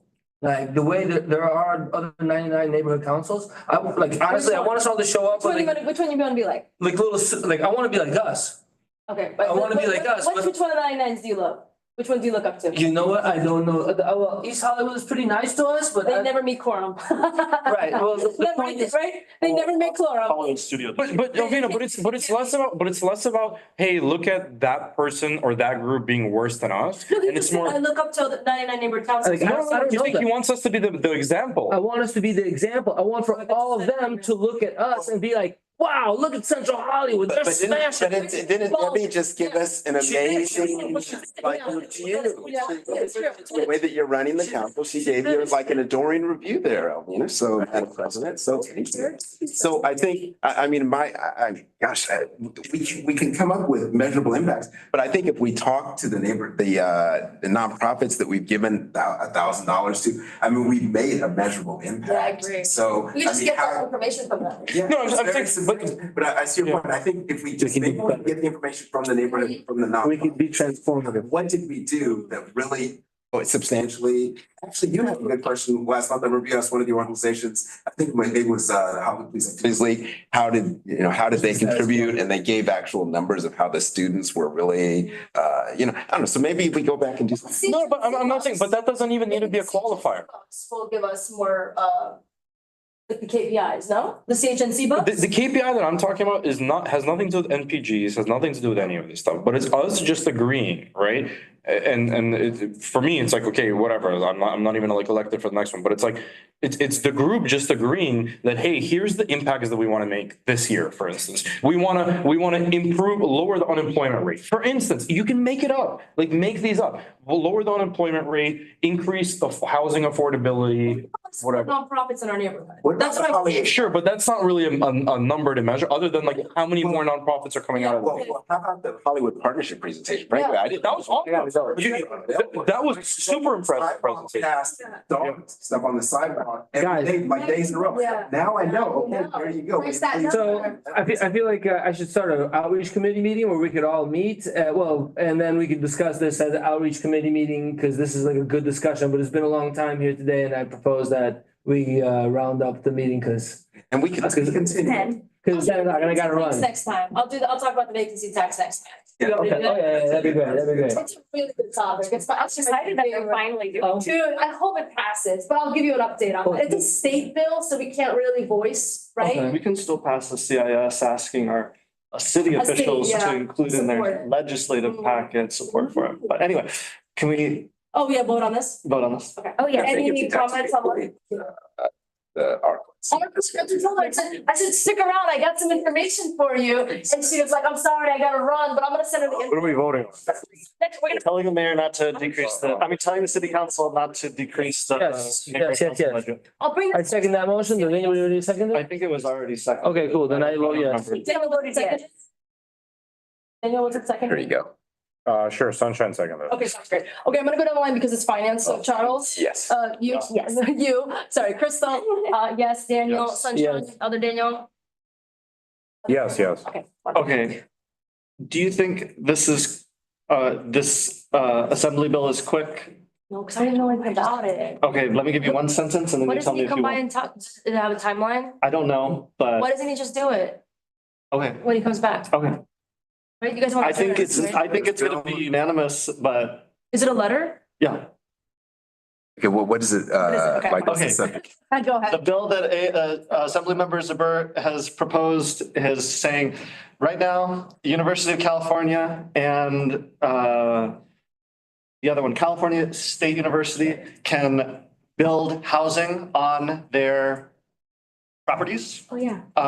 California community colleges cannot. Oh, that's weird. So this is just giving California community The colleges same thing. permission to build housing for their students and faculties on their campuses. That's, if that's straightforward, that sounds like a good idea. I mean, I That's wish. just my summary of it. I could be Did you read it? I read this. I think that what people are saying is also that it allows like students to sleep in parking lots safely in their cars, but I'm like, great. I let didn't them see sleep that, safely in their but Cars and parking I lots. support that like- too. We're not, the government's not paying for any of this. This is just. No. It's just cutting red tape. Yeah, and, I like red cutting. yeah, I'm with you for that. I went to a community, I go by my community college. All right, then I'm gonna move that CHNC passes, CIS. write a letter of support, maybe a CIS, if that's the right avenue for AB 648. Yes. Okay.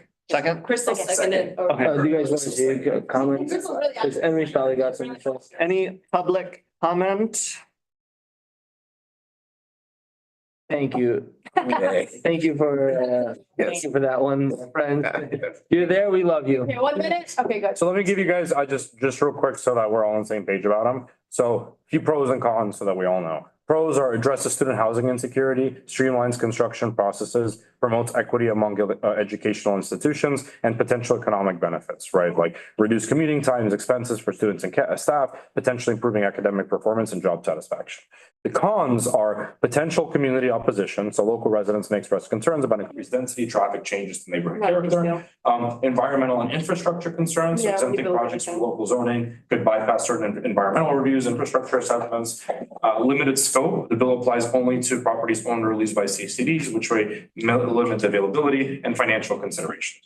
But that's it. Basically everything is. It sounds like nothing. Okay, so cons are nothing. Yeah. It's good. They're standard building cons. Yeah. Cool. Let's vote. Let's vote. All in favor? Who's made the motion? Opposed. Who made the motion? He made the motions, Crystal seconded. Anybody opposed? No. Anybody abstain? All right, done. So we're gonna adjourn. It's 3 PM, y'all. Cool. All right. Good job, everyone. For next meeting, okay, so I guess for next Not meeting, on the 4th. 19. yeah, on the 19th.